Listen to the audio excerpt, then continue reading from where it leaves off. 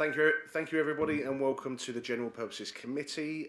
This is a meeting of the Council held in public. It is not a public meeting. There is no fire drill planned, so if the fire alarm sounds, please leave by the exit nearest to the large screen at the front of the room and proceed down the fire exit to the courtyard. Once it is safe to return, councillors will receive a text message. Officers will also advise when it is safe to return to the meeting.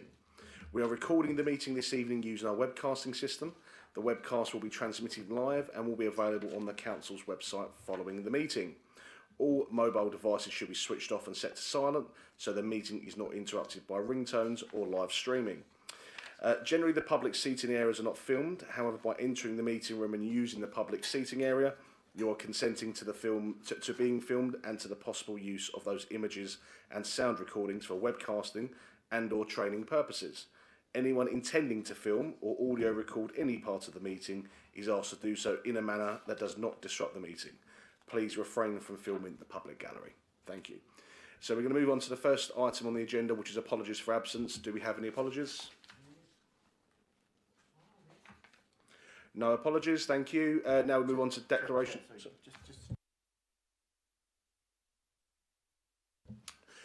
Just had some advice from the monitoring officer that the Labour Party have not nominated a member to come onto the committee, so that is why there's an absence from their side tonight. We now move on to declarations of interest. Do we have any declarations? Councillor Smith? Just that you and me are both county councillors.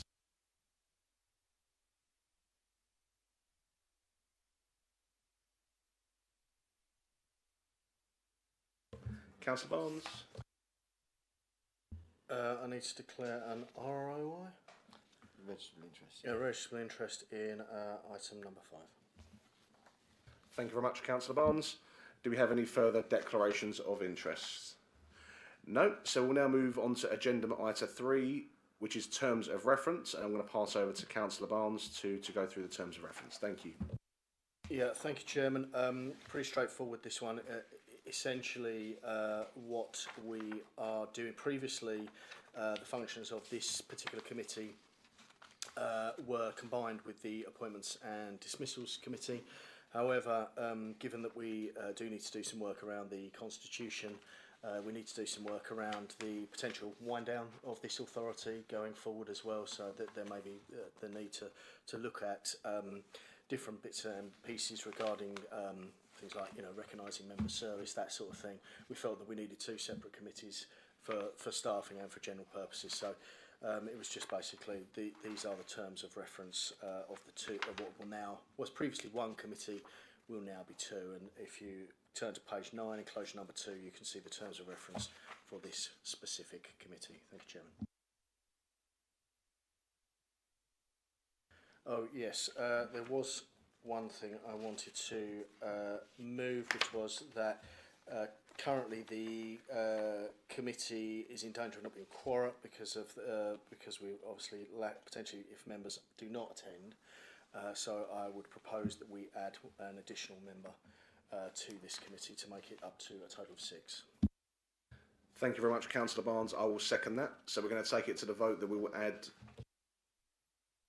Sorry, Chair. Just to say, obviously that would be a recommendation to the full council because you can't increase the size of the committee yourself.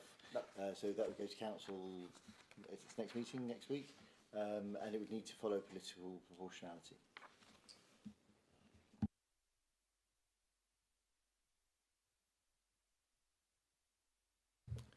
Do we have anybody that wishes to debate that? Councillor Smith? I think that's best for next week's full council to help pad that meeting out. That was unexpected.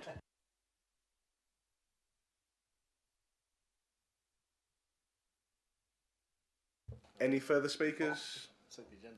No. So we'll take it to a vote that we will take it to full council to discuss or to propose adding another member to the committee. All those in favour, please raise their hand. All those against? Any abstentions? So that means we are currently at a tie. So as the chair, I will use my casting vote to pass that particular. Did you vote against?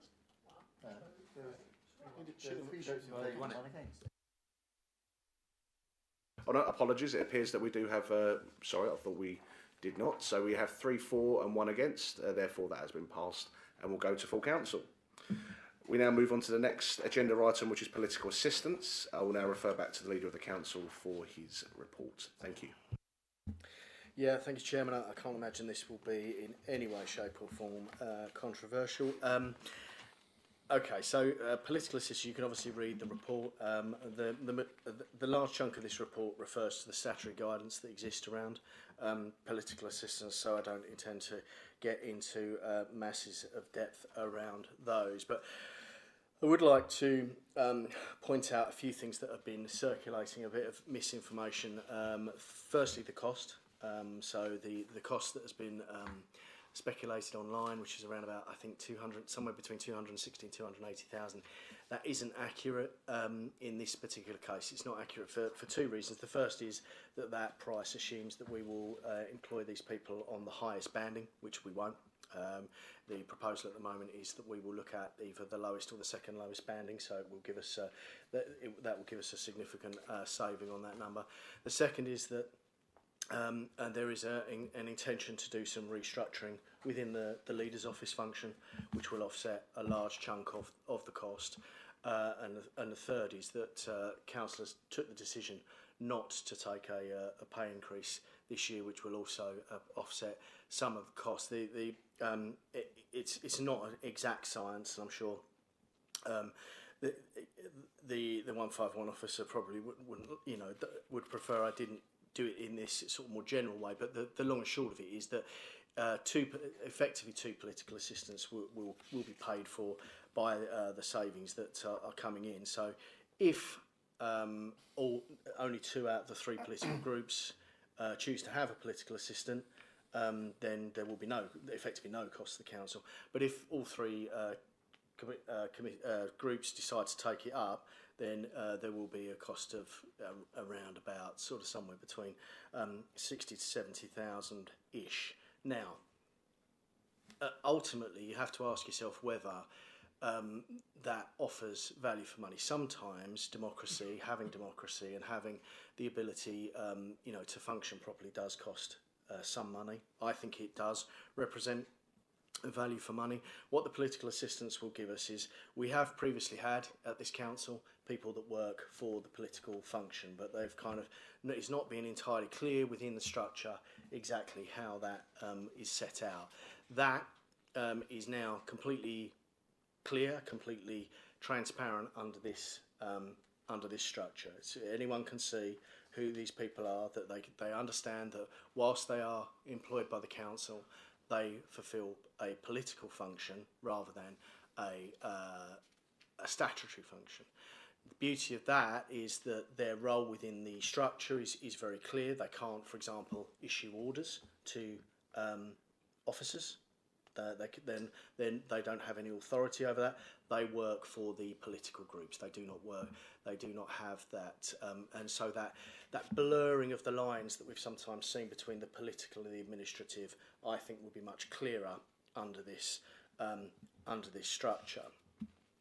The second thing, really, with it is that I think we would all acknowledge that there has been an issue with member behaviour. I think everyone accepts that is an issue at this authority.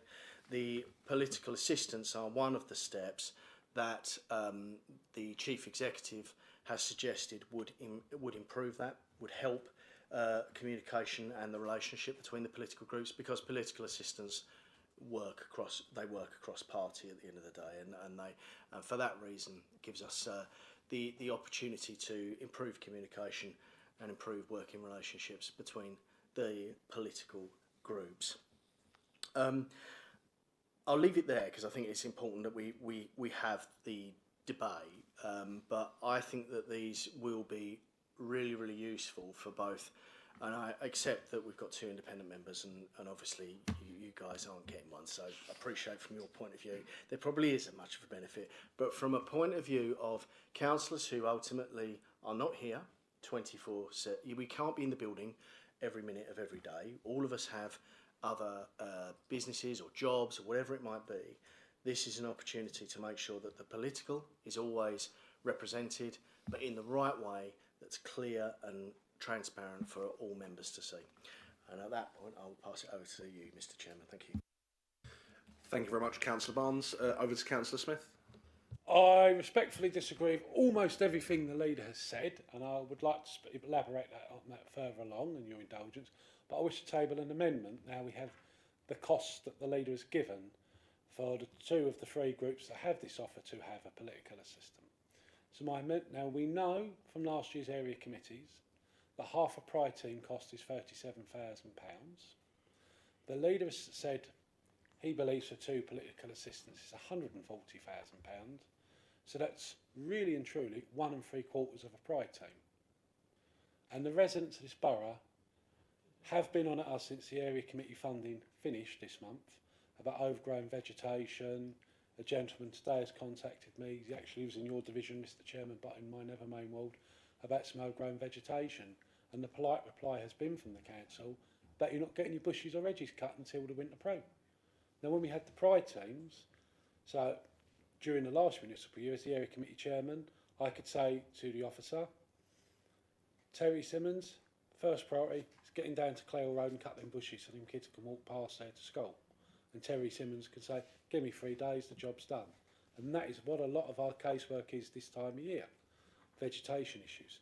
So if Councillor Brockman wishes to second it, that we use the funding that has been found, allocated, whatever the words the leader chooses to use, is instead reinvested into purchasing Pride teams to serve residents, and that would help councillors, I think, because councillors of all party get asked about vegetation issues and the like.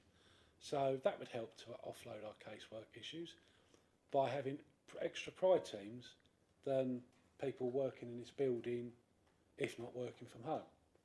So if Councillor Brockman would like to second that. I'll second it. Thank you very much, Councillor Smith. I think in regards to any sort of amendment that's made to these particular motions, when it starts to move away from what that motion is about, then unfortunately we won't be able to take that as an amendment on this occasion. I'm happy to pass over to the monitoring officer for him to confirm exact specifics, but as far as I'm concerned, I don't think that's allowed, but I'm happy to take advice. Thank you, Chair. You're correct. If the amendment negatives the motion, then the proper course of action is for the members who are proposing that amendment to vote against the motion, rather than to seek to amend it. Because if your amendment was carried, it would negative the motion. You wouldn't be able to do it. It's in 4.2. I will find the provision for you because I haven't got it off the top of my head, but it's. Council Procedure Rules 4.2.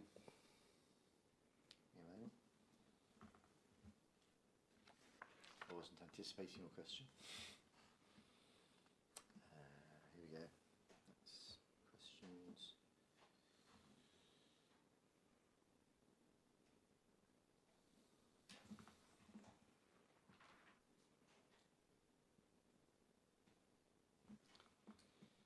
Apologies for the delay. German, didn't it? That won't be happening again. Sure. Here we go.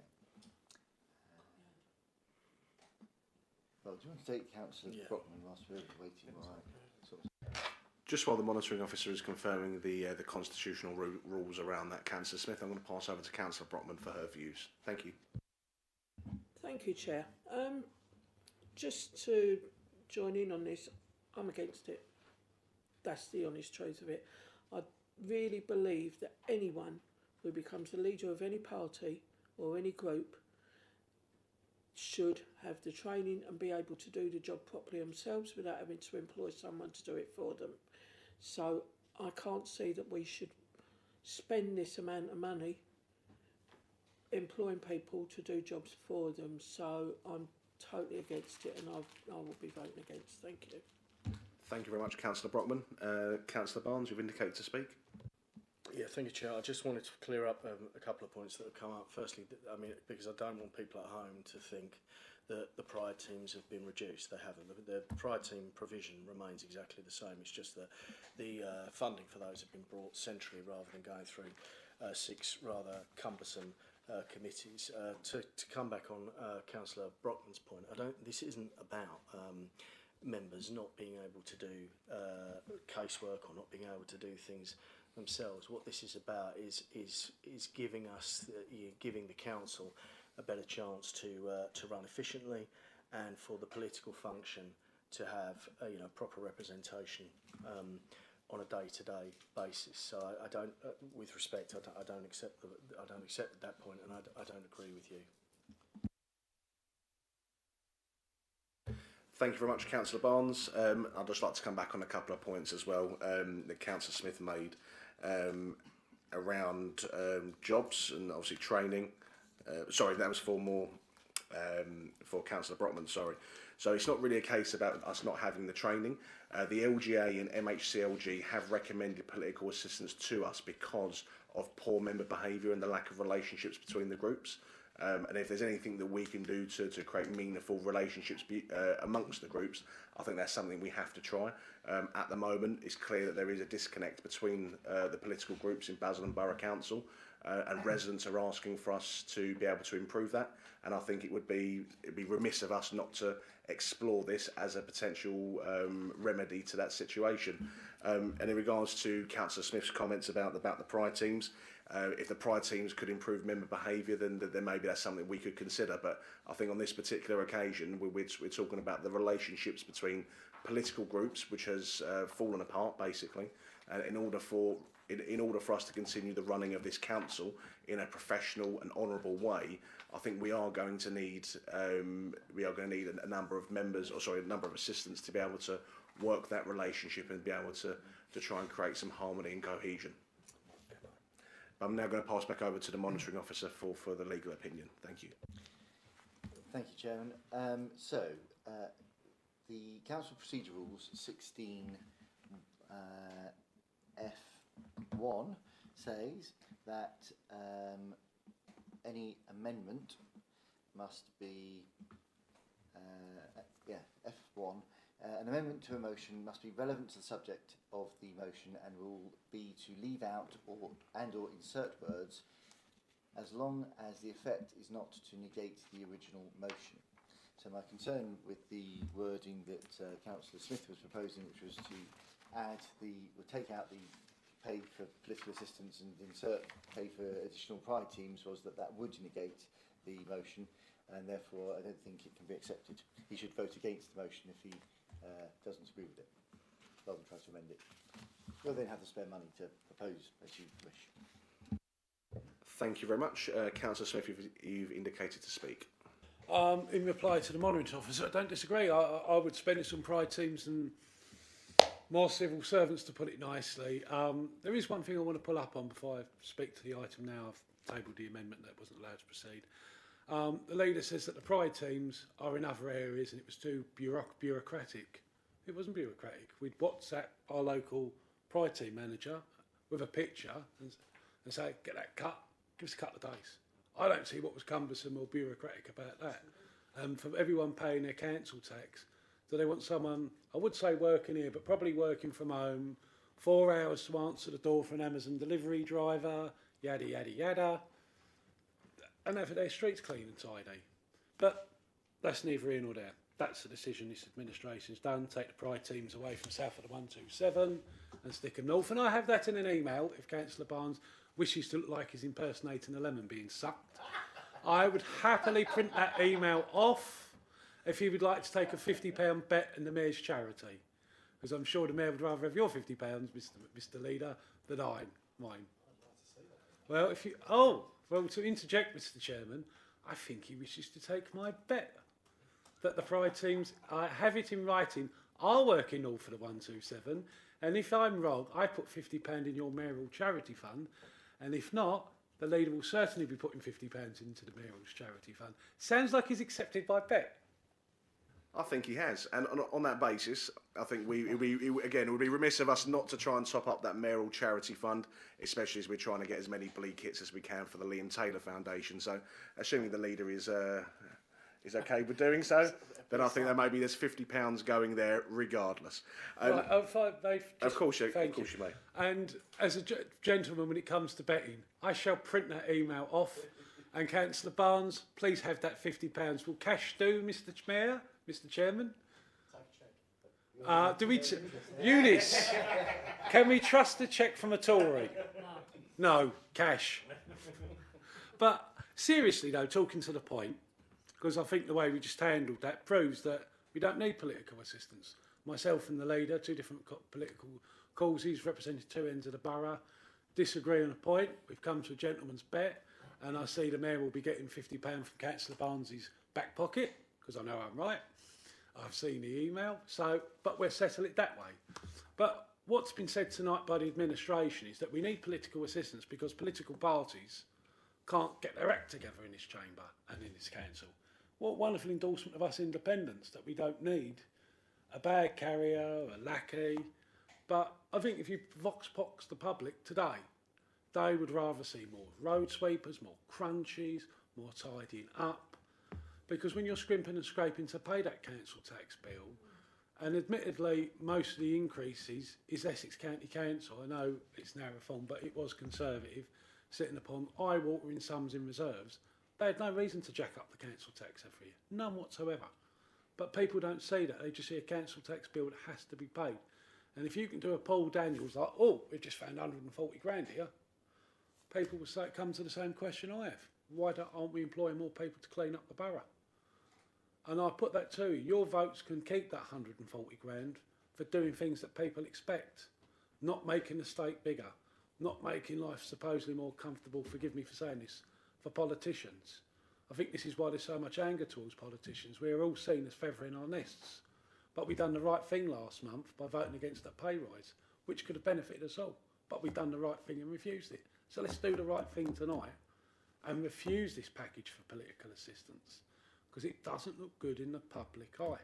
It just looks like all of us, not just the people who are not going to get the benefit, us independents, but all of us as councillors, just forget this idea and put that money into frontline services.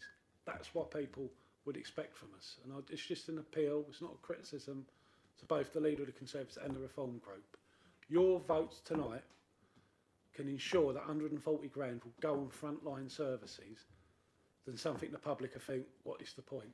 They can write what they like on Facebook, what they think about you. They don't need me here to try and speculate and guess what they're going to say. I think you have an idea. So please, please, please, let's do the smart thing and use that money for as the taxpayer would imagine it's there for. Thank you for your indulgence. Thank you very much, Councillor Smith. I just want to go back on a couple of points, because although you're saying it's £140,000, I think we've also forgotten that the leader has foregone having a political administrator inside of his office. And as we know, last year there was a number of appointments made within the officer corps which were specifically for the political administration. And although we can dress it up however you wish, Councillor Smith, but there was that crossover between what an officer should be doing and what a political assistant should be doing. And there was at least 2 or 3 officers last year that were acting on the administration's orders. And you may disagree, but thankfully we've got rid of one of them in disgrace. And just in regards to the bureaucracy of the Pride teams, now I understand what you're saying, you can just text them at 7 o'clock in the morning, but that's exactly what the previous administration did. On election day, around the polling stations in St Martin's, the Pride teams were conveniently cleaning out just outside the polling stations, and they were directly influenced, and it's true because it's factual. You can go back and you do an FOI on it, but what I'm saying is correct. They were using the Pride teams to their advantage to influence elections. So, like the leader said, that has now come back more centrally. He's not stopping the Pride teams. All we're doing is making sure that they're given fairly to as many wards as possible. But to say that there's no bureaucracy in having a direct contact to a Pride team specifically, well, we know they were used to try and influence elections last year. So, but again, as I said earlier regarding the Pride teams, if Pride teams could produce great behaviour of other group leaders, then fine.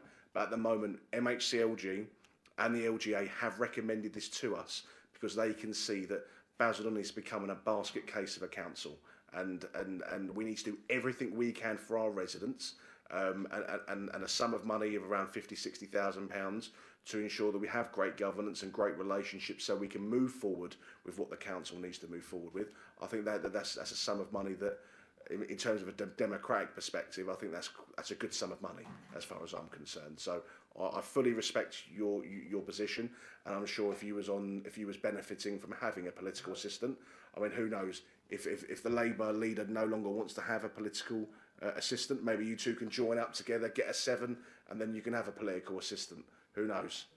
Yeah, of course you can. Just for the record, I would never have a political assistant. Because when I go shopping in Tesco's and the like, the amount of people stop, "Oh, Gary, I emailed you last week about that," and I go, kick the grey stuff about. I say, "Oh, I want buy the hide. Oh yeah, the dump fridge and freezer. Is that still there? Right, okay." So when you've got someone else doing your casework and you're walking around Tesco's and that little nice old lady stops you and she goes, "Oh, that dump freezer," you're looking at it like a robot at her, like, "What are you on about? Because I've not seen that email." When you do your own casework, you own it. So when people stop you in the street, you don't need a political assistant to speak for you. I ain't like Sooty. I don't need someone to put their hand up my tuckers and tell me what to type. I can do it all myself. Yous can all do it yourself. Don't have a political assistant turn you into Sooty the Bear. Of course you can. Councillor Brockman. I just had a thought about someone sticking it on. No, I can't. Right, I just want to put it on record that my little team, precious as they are, have never, ever, ever been badly behaved in this chamber. And I don't believe I've ever... once I saw bad behaviour from someone in your team, and it was yourself. However... No, it was telling the truth. They couldn't remove you, even the police tried and you wouldn't go. But what I'm going to say is, it is down to the leaders of each group to look after their group, and it is down to them to make sure that their people behave.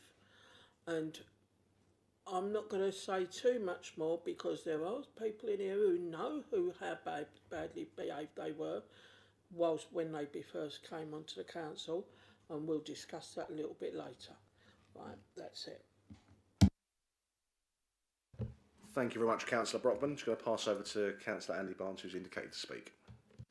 Yeah, I just want to say the political assistant role is not just simply to do members' casework for them. In fact, that's not what they're there to do at all. It is about where a political assistant could be advantageous to a political group is, for example, if a member was not getting an answer from an officer, then you've got a political assistant in the building who can physically go and say, "Come on, we need to sort this out for Mr. and Mrs. Smith because it's an urgent issue."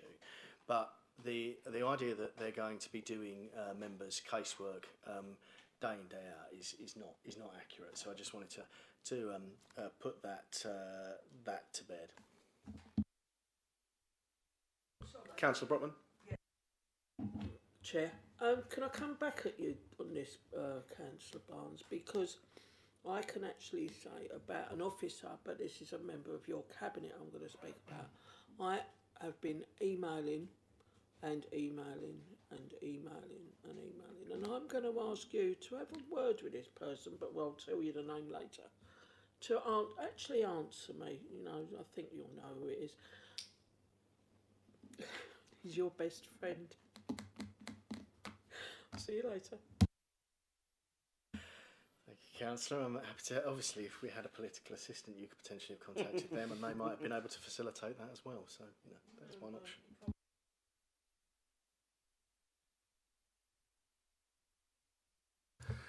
Thank you very much. And I think I do need to add as well, political assistance is something that happens in councils all across the country. And surprisingly, and funnily enough, there's plenty of advertisements online at the moment for Labour requesting political assistance across the country. So I think this isn't an alien idea, and actually for the sum of money, or for the sum of money that it is, and actually I think we have to be very thankful that the leader's given up those assistant or those roles within his own office to be a bit more democratic, so we can all benefit from that as well. So yes, I think I'm not too how can we say this, convinced by some of the arguments made by the other group leaders. However, I do respect your position, and obviously we'll discuss that at a later date at full council. But Councillor Smith?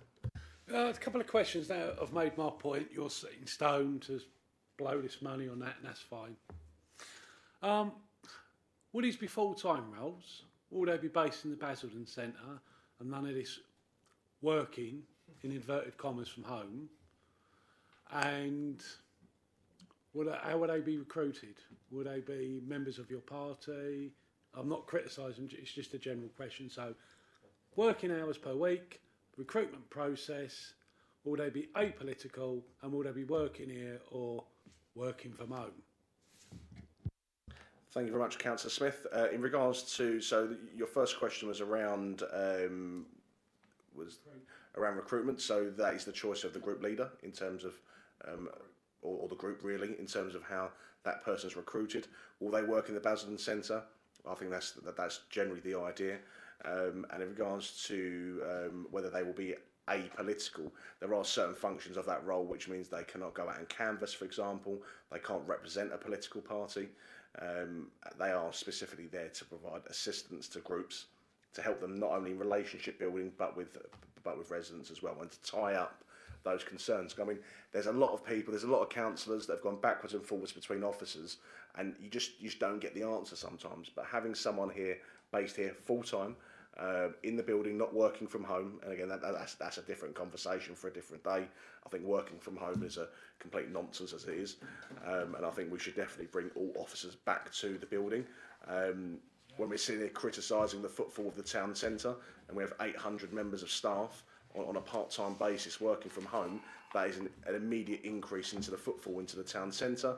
So I think you've just perked an idea for a motion for Reform UK at the next, not the next full council, the one after, about bringing officers back to work, because I think that is where they should be. But in regards to the questions to your answers, they will be working full time. It will be inside the Basildon Council building, and they will be not impartial, but they will be not affiliated with a political group or be able to go out and canvass, etc. Just thank you for your clarity with your answers. Just to confirm, so if, say for example, I'm just going to pick on someone, Chris Allen, who you love putting up against me for the county elections.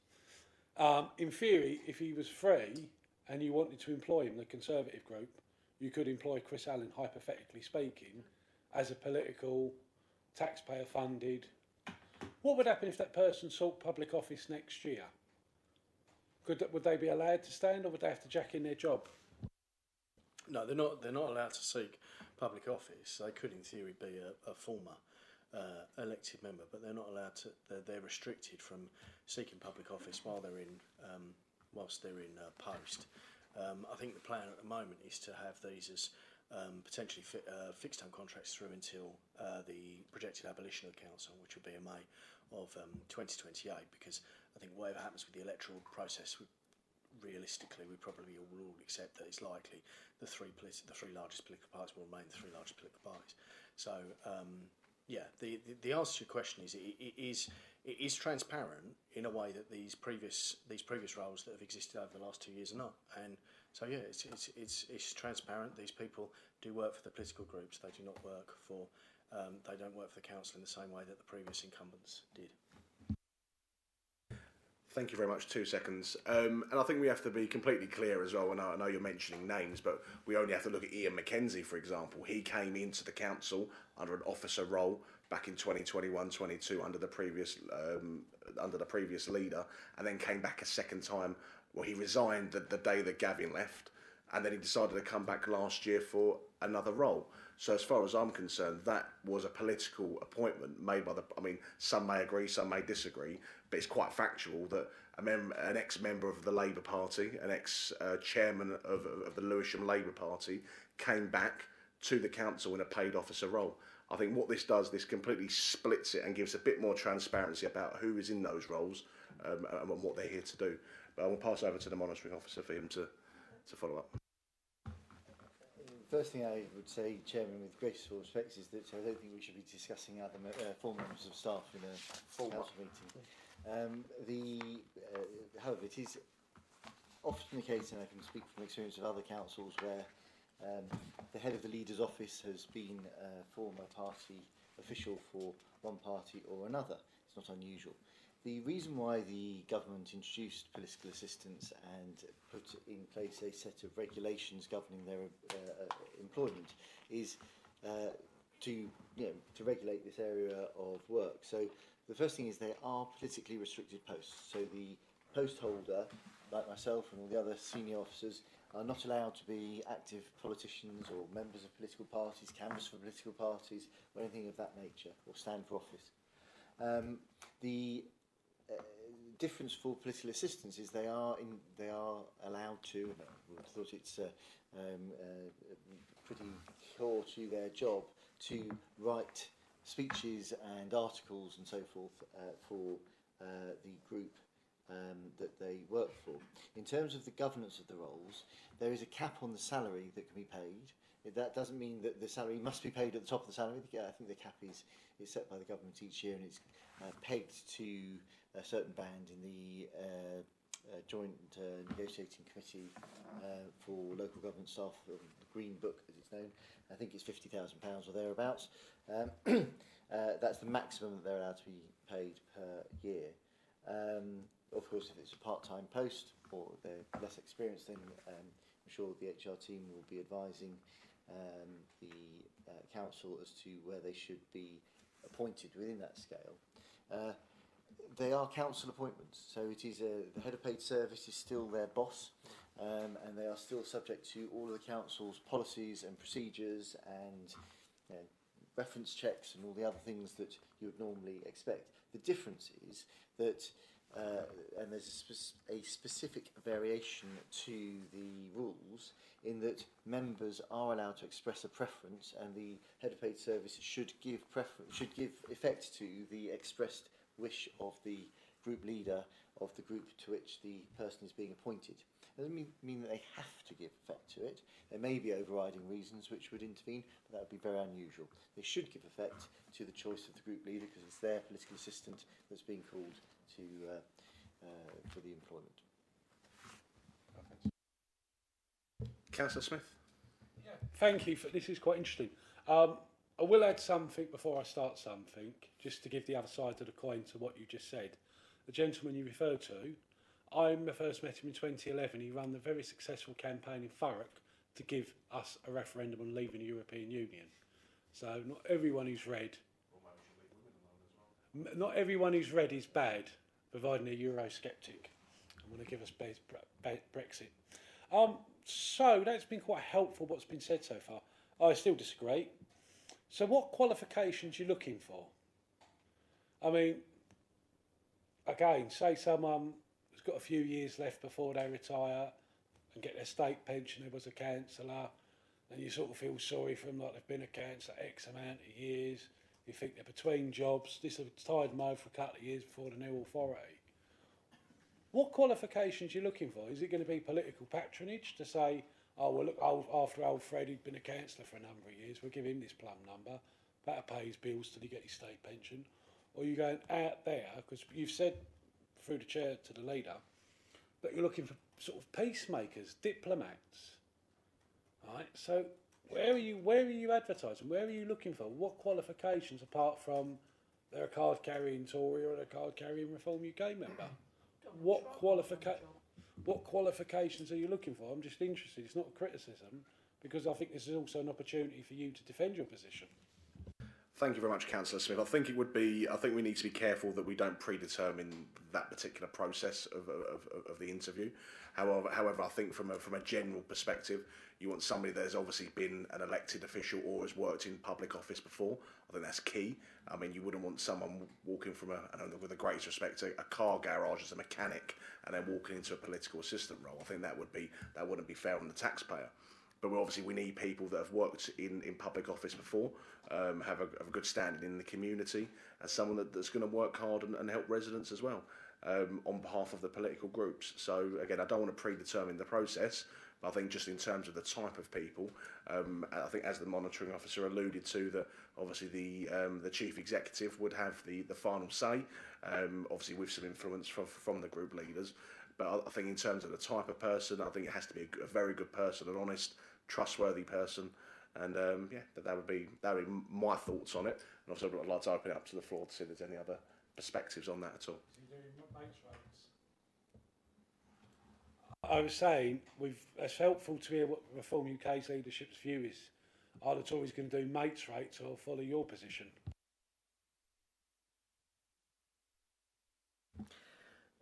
Well, absolutely no jobs for the boys or girls. It will be a case of, you know, we will obviously, there'll be a process whereby the job will be advertised, and then we'll look at the applications that we get. But I think what Councillor Genet says is broadly correct. I think you're probably looking for someone who's got you know, a background, some sort of, you know, proven background in public service of some description. And someone probably that is able to demonstrate that they would be able to reach out across different political groups. That would be something that I would be personally looking for. But as I say, we obviously will wait and see who applies, and then we can make a decision.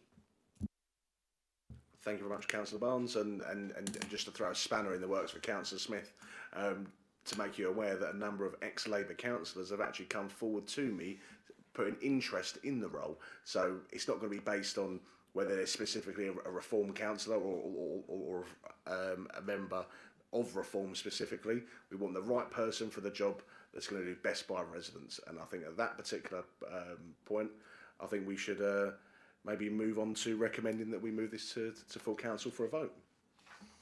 Oh, we have the monitoring officer indicating as well. Just to assist Councillor Smith, as with all employment of officers, the 1992 Standing Orders Regulations, I think it is 92, require that where the council is looking to make an appointment to a new post, it must draw up a job description and personal specification of the person the post they intend to recruit to, and then go to an advertisement for it. So even if they have an idea of who they might want or the skills they might want, they still do need to go through a process. And I'm sure the head of HR will be advising on that, but it's not going to be just it could be you. And I think as well we have to be completely clear. If the Labour group decide not to go ahead with a political assistant, we're actually going to be in a realm of where we're actually saving money as a council compared to last year. So if they choose, as they've so clearly put out on social media and standing up, gesticulating in the chamber at full council last time, if they're genuinely not going to choose a political assistant, then I think Councillor Barnes has done a wonderful job in saving the council some money. Don't quote me on that at the next election, please. Thank you.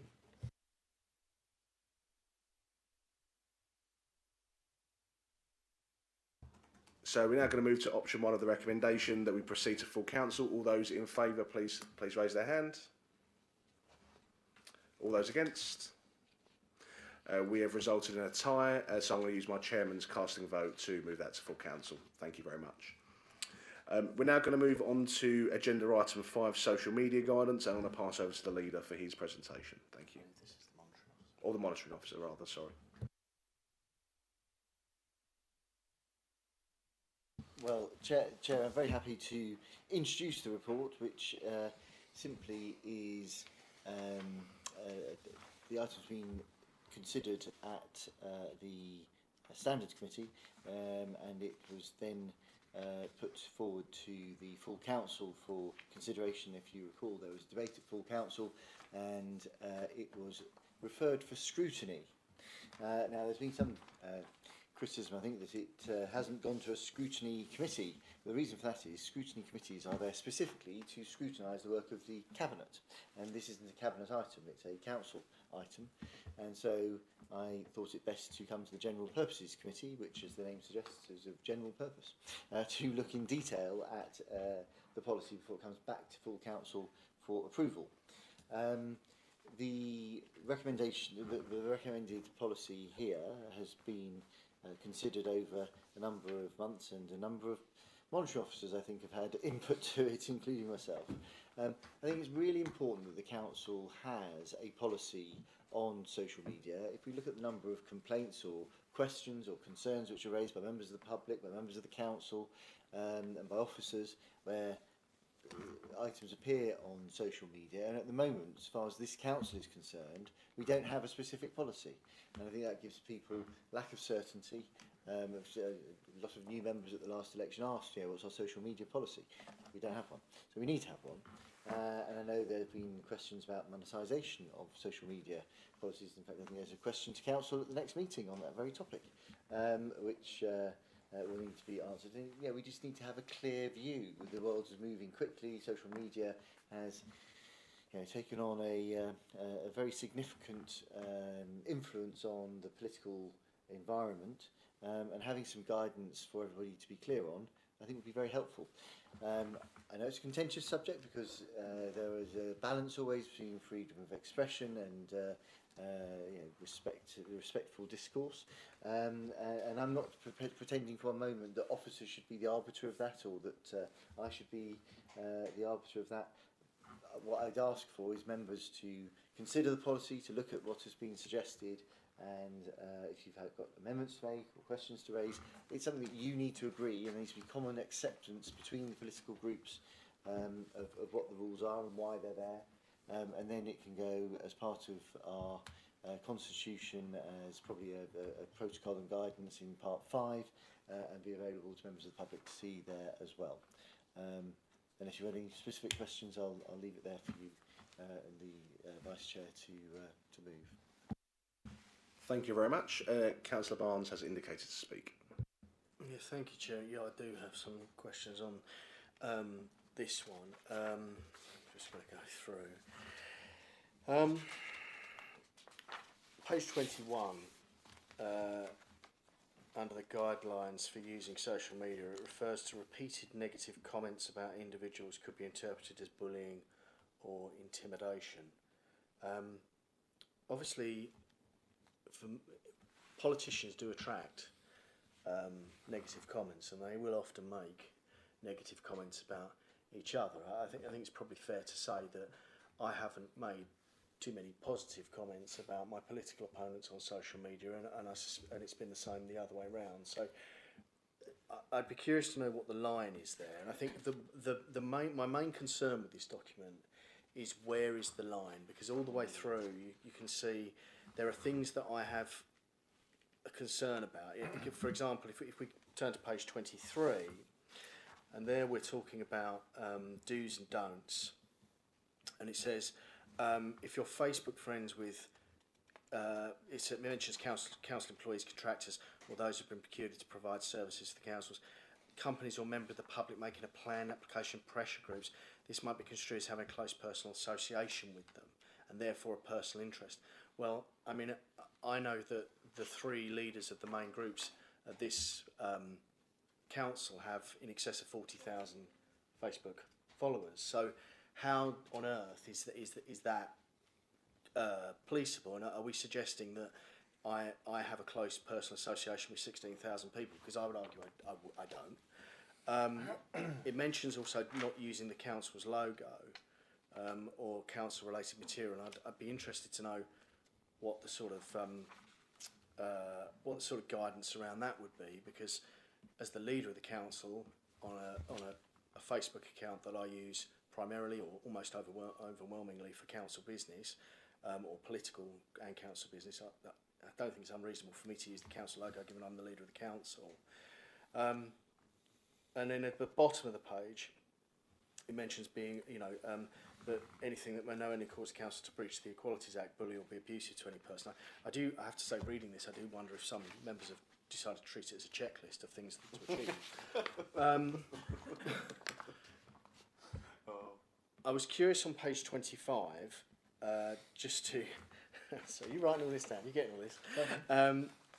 It says, remember blocking, deleting comments may be subject to FOI scrutiny. I was curious to know what that referred to. Because if you block or delete a comment, how do we police that?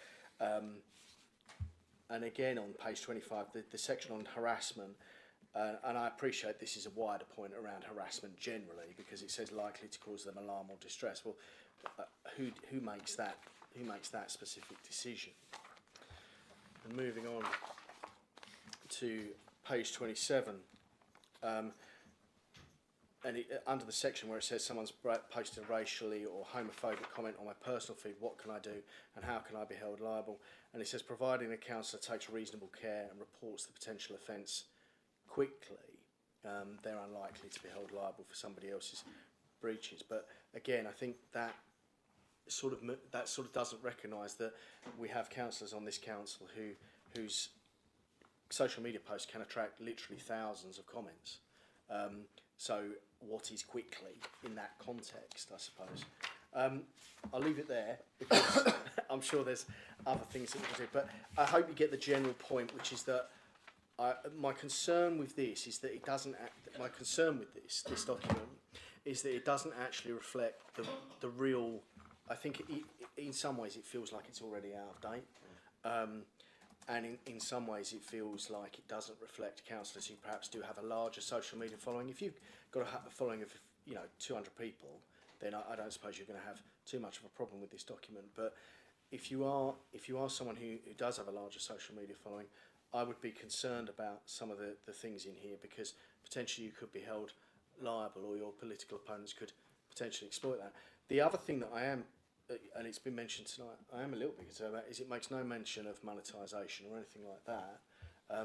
If we want to have now, all politicians, many politicians, national, local, monetise their social media. It's in the modern world, it's a perfectly normal thing to do, and as long as it's properly handled, it doesn't seem to me to be a major concern.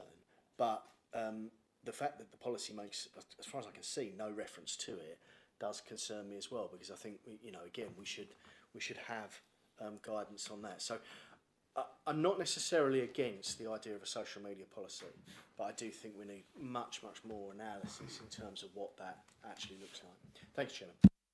Thank you very much, Councillor Barnes. I think it would be a great opportunity to be able to highlight that very famous quote from the late Anne Widdecombe.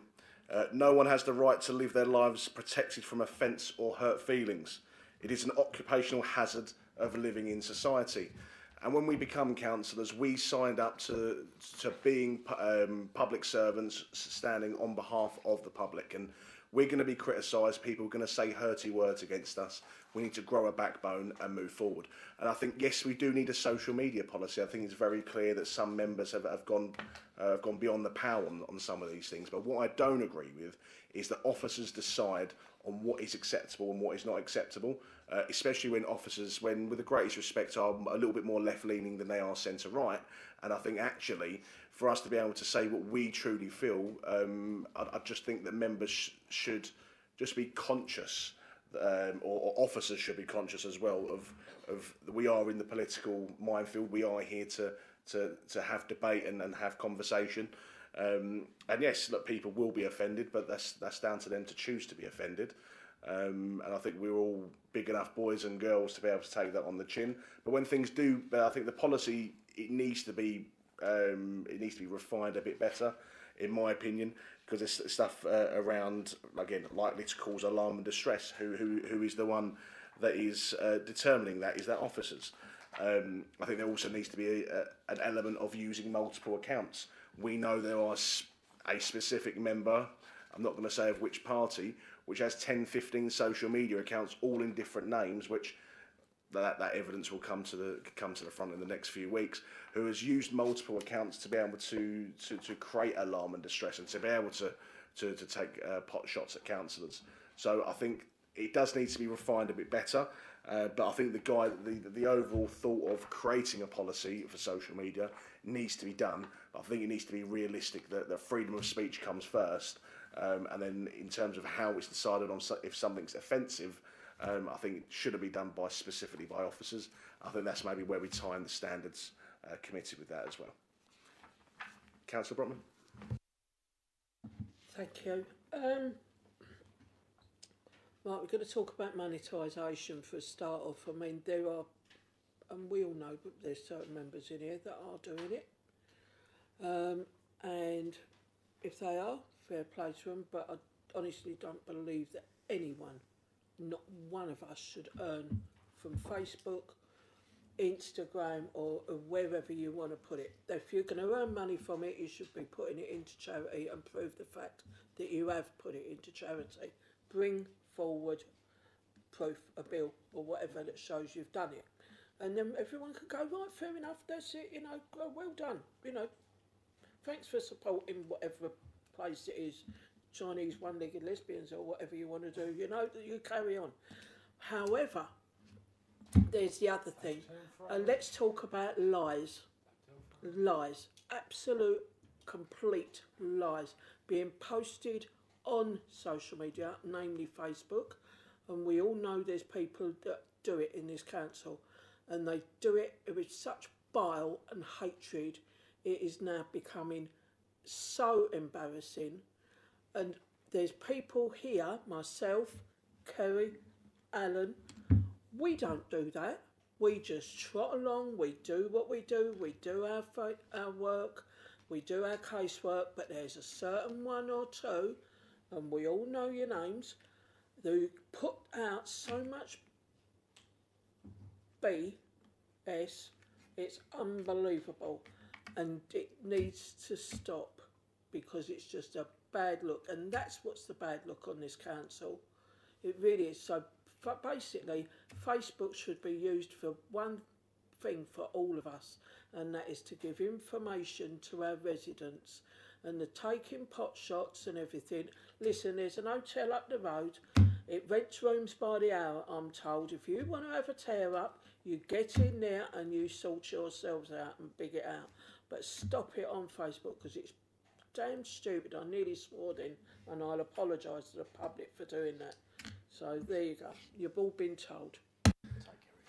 Thank you very much, Councillor Brockman, and I think you're absolutely right. I think there has been a number of lies that have come out on social media, especially Facebook. I mean, especially in your particular ward. We heard before the election there was a Waitrose coming to Wickford. That's an example of a lie that was proven not to happen. I think then last week we had the leader of the opposition talking about that the domestic violence fund had been eradicated.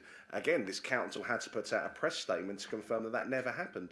I think when people are going to put things on Facebook, they need to provide proof. And I think for some members that are active on social media, providing factual evidence is something that, if you pin it to the top of the post for residents to see, I think that way you can legitimise exactly what you're saying. There's a number of members that don't do that. They just throw out wild accusations. But I know there are a number of committee members here tonight that do like to provide evidence and receipts. And I think if we're going to get to that transparency or be more transparent as a council, if you're going to make a statement, provide that evidence alongside it. But I do want to touch on the monetisation bit as well, because I think if you look at the register of interests of most MPs, 99% of MPs, they are monetised, whether that be on X, whether that be on Facebook, or whether that be on Instagram. So this isn't an alien thing that politicians are monetised, and I'm not saying it's wrong, I'm not saying it's right, but I think we need to reframe the situation that actually it's quite commonplace. I understand what you're saying, Councillor Brockman, but I think we just need to be, if we look at the wider picture, where 99% of politicians, especially senior politicians, do receive money for the views and the interaction they have on social media, it's not really something that doesn't happen. If this was a council that had anomalies because we were the only ones, or there were certain members that were monetised and they were getting money for it, then I could understand that. But it's quite commonplace in politics, and most social media accounts that do have that reach are offered by the social media platforms to be reimbursed for that. Whether members decide to take that up or not from these social media giants, that's down to them, and obviously they would need to make a declaration of interest on that. But yeah, monetisation as a whole is something that's happened for a long, long time. Councillor Bromley. Yeah, thank you, and I totally agree with you, on most of the things you're saying. However, right, we're talking the difference between a borough councillor and an MP, and there's a hell of a difference, and I'm going to use you as an absolute example. You are not Nigel Farage, and Nigel Farage is not you. He earns from the thing, yeah, and that's great. Maybe one day you might go to Westminster, God help us, right? But and good luck to you if you do, but I'm in old by that time. Let's face it, if we are borough councillors, we're here to serve the public, and bottom line is we should give them information. And a lot of people in here are making a lot of money or making funds out of telling lies about each other. It stops, and it should stop tonight, and that is it. You can't behave, get out the door, and that's it. because you're just acting like children, some of you, and it's ridiculous and it's embarrassing. Really is embarrassing. Thank you very much, Councillor Brockman. I do agree. I'm definitely not Nigel Farage, for sure. I mean, the man is the man, right? But just to get on to more specifics and to actually answer your question, if you combine the followers of James McMurdoch, Mark Francois, and David Burton Sampson, all 3 MPs, they still don't come anywhere close to the followers I have on Facebook. So I understand what you're saying, but actually I do have that reach, and I could probably say the same for Councillor Barnes. You could add David Burton Sampson and James McMurdoch together, and he still has twice the reach. So I understand what you're saying, but people buy into the people, and clearly that they like what they're seeing. They're engaging with what we're saying, but you're saying we're not MPs. I understand that. If anything, we actually have a reach that goes much further than members of Parliament on that basis. Do you actually declare it? Have you declared the fact that you're getting monetised? And do you, because I've not heard you do it in council, so don't you think maybe one for the monitoring officer? But that's fine. I'll answer that directly for you. If you're asking me if the monetisation toggle on my account is switched on, let me tell you something now. No, it's not. Right, okay, so thank you for that. But for the monitoring officer, this is through you. If somebody is earning through a Facebook account and they're coming into council to the meetings, would that be something they'd have to declare at the meeting?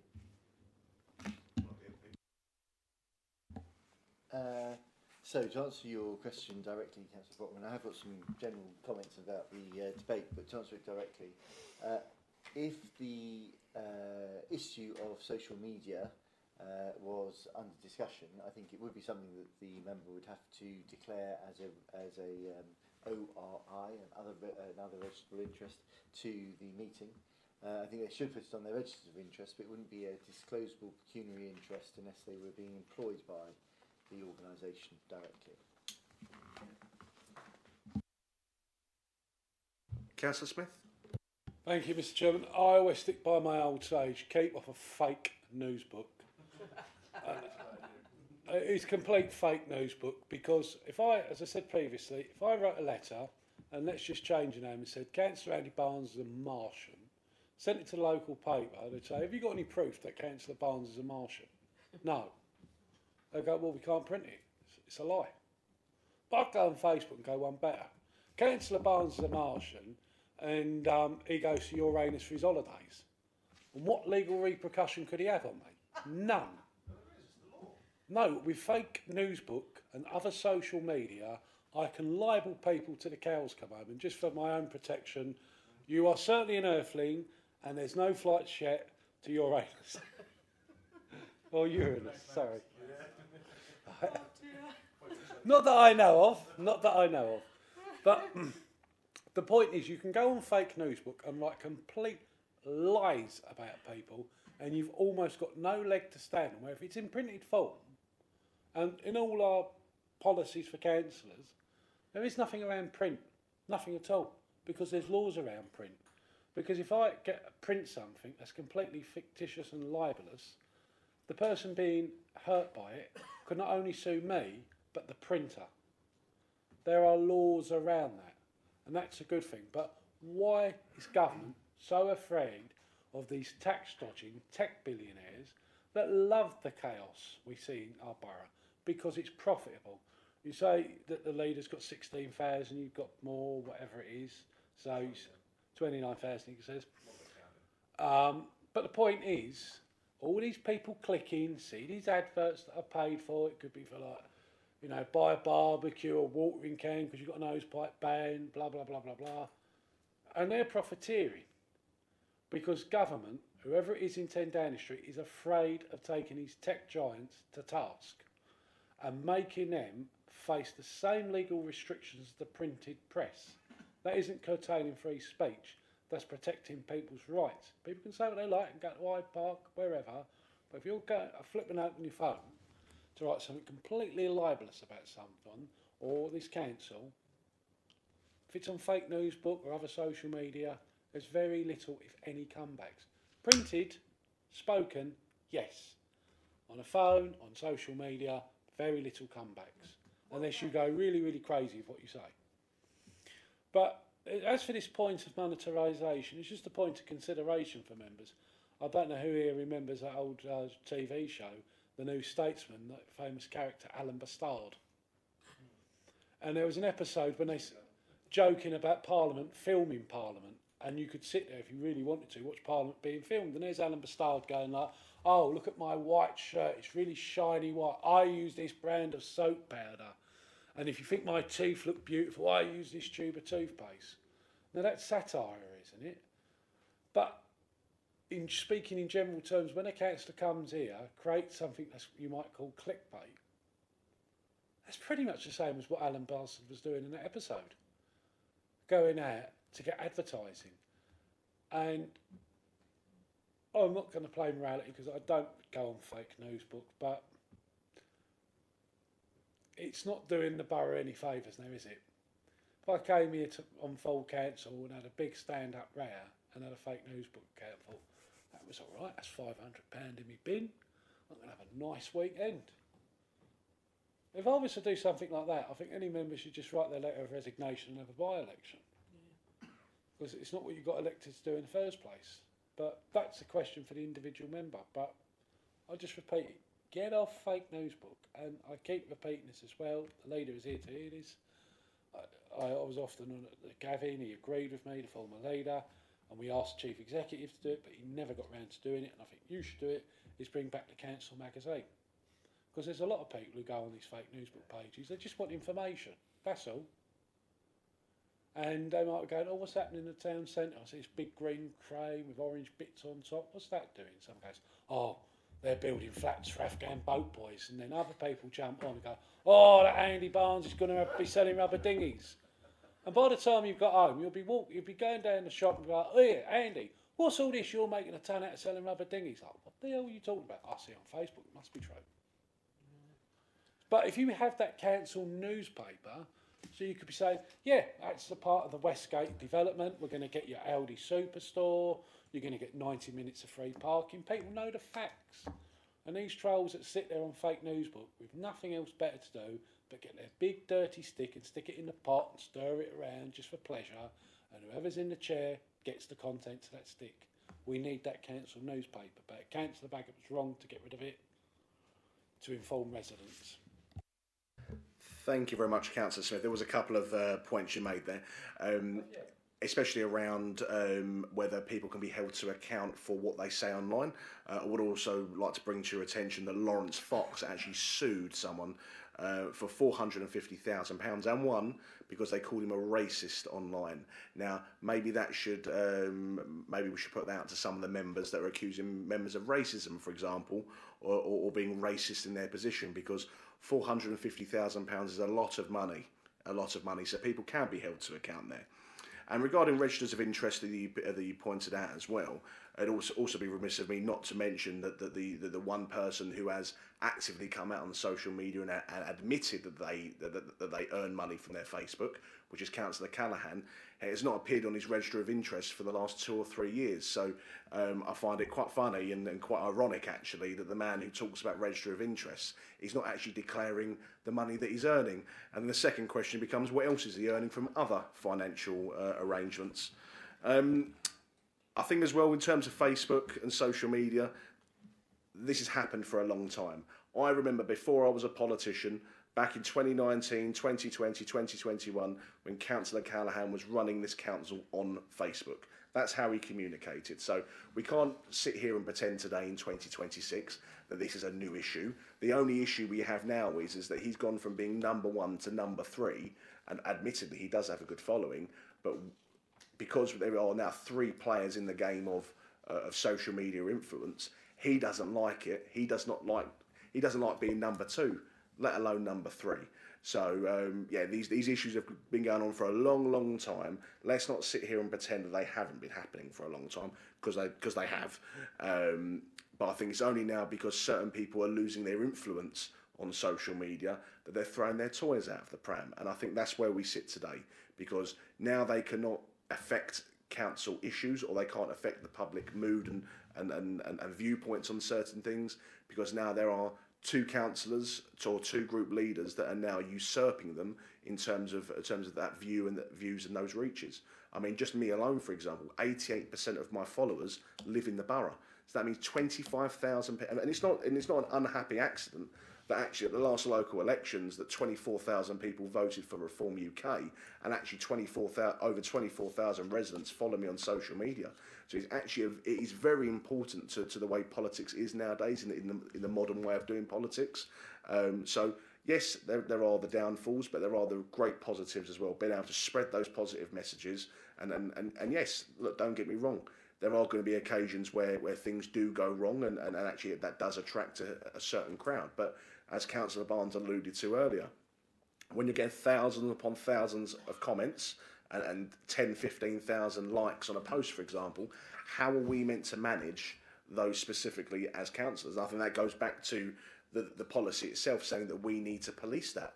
I'm sorry, we don't have the time in the day to be able to police all the comments, and actually the responsibility of what someone posts and what someone says, like if I was to say to you now, face to face, they need to hold themselves to account for what they say. And poor comments, racist comments, homophobic comments, they should absolutely never be posted on social media. But at the same time, we're adults and we can't control, or we can only control what we control.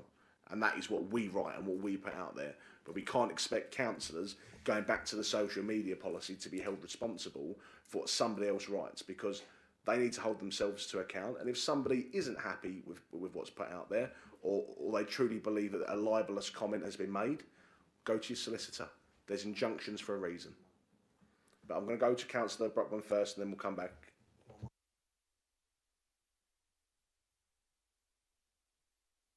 Am I breaking up a bromance here or something? No chance of that. All right, you two carry on. You can hold hands under the table if you like. I think really what we need to do also is actually have a ruling across the council that no member ever, and I mean ever, has a go at any officer of this council on social media. That for me is the absolute. We can all dig each other out if you want, right, in a funny way, because we've been doing it tonight and actually getting on all right. However, when it comes to digging out members or officers of this council, that is a massive no-no. And I'm calling it out right here and now, and I'm asking that the leader, you make some form of policy that we can fine a member for doing it, suspend a member, or even make them go and stand naked on the roundabout if you like. I don't really care. But, you know, just... How about your glasses? Get away. I am not going to look at you with no clothes on, I promise you. Right, but let's just have some form of discipline here. It's getting silly. Right. I completely agree. I think that is something that we can do. Look, we can't fine members and we can't suspend members. That's not within, legally we can't do that. Obviously we can take members to the Standards Committee, and obviously we are trying to strengthen the Constitution where we can. But I do totally agree with you. I think targeting officers, don't get me wrong, the Chief Executive, and I know we've had our crosswords in the past, but he's the head of paid service. He has to expect that he will have to take responsibility, or he or she will have to take responsibility for officers. So I think the Chief Exec is fair game. I think when you start moving into the monitoring officer and the 151 officer, who let's be completely frank, over the last 72 hours, both have been targeted by the leader of the opposition. He's not here tonight because he's decided not to be, but that doesn't stop us having the conversation. It's still pretty disgusting to be able to take their photos and crop it up and try and make them out to be bad guys. That's not how we run. But I do want to pass over to the leader, as he has indicated, and been very patient whilst we've been having a bit of a chit chat. Thank you, Chairman. Look, I mean, I've agreed with much of what's been said tonight, and I would associate myself with the comments of Councillor Brockman with regards to the targeting of officers. I think, I mean, I would argue I would be very, very cautious about even the Chief Executive, but certainly any other officers. Absolutely no, totally unacceptable and should not be happening. With regards to monetisation, I think that there's a danger here that you lose track of what I mean. It's difficult really to see what the difference is, in my view anyway, what the difference between monetising a Facebook account and being paid to write a column in a local newspaper or being paid to make a media appearances. I mean, perhaps people can tell me different, but I struggle to see the difference. Where I do think there can come an issue with monetisation is if elected members or MPs, whoever they are deliberately producing material that is inflammatory in order to maximise the monetisation. And I think that if we are going to have a social media policy, I think that potentially needs to be addressed within that. I don't have a problem with members monetising their accounts. I hardly can, but I do have an issue with members deliberately using social media to effectively inflame to maximise earnings or return. I think that is more of a concern. I respectfully disagree with Councillor Brockman insofar as it should be for information only, because in all honesty, that's quite boring and people won't engage with it. People do want material, content that is a little bit more engaging, a little bit more interesting. And I don't have a problem with that as long as it sits the right side of the line. And if we have a policy that recognises that, then that's absolutely fine. However, I think the reality is we are not going to get to the bottom of this tonight. There's a lot to discuss. I think we need a working group on this to really get into the nuts and bolts of it, because we've already identified two areas that aren't even really touched on in this. There's also the other area, which we haven't even mentioned tonight, which is the use of social media within council meetings. We might touch on that in the next item, but where does that sit within the process? If someone's taking pictures of another member, if someone's doing a Facebook Live in the middle of a council meeting, so there's so much that I think we potentially need to look at and cater. I would like to propose, through you, Chairman, that we form a working group on this, and that we basically go away and spend some proper time looking at the policy in detail before we bring it back to full council for approval. Thank you, Chairman. Thank you very much, Councillor Barnes. I think that's a great idea, and I think if we're going to refer it to a working group, we need to decide on the number of members in that working group. Would you say 3 was a good number? No, I think it's depends easy. I mean,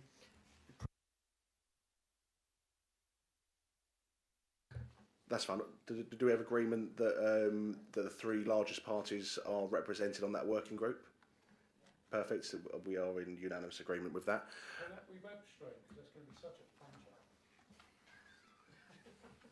Not from us, it won't be. Yeah. we'll Facebook Live. Yeah.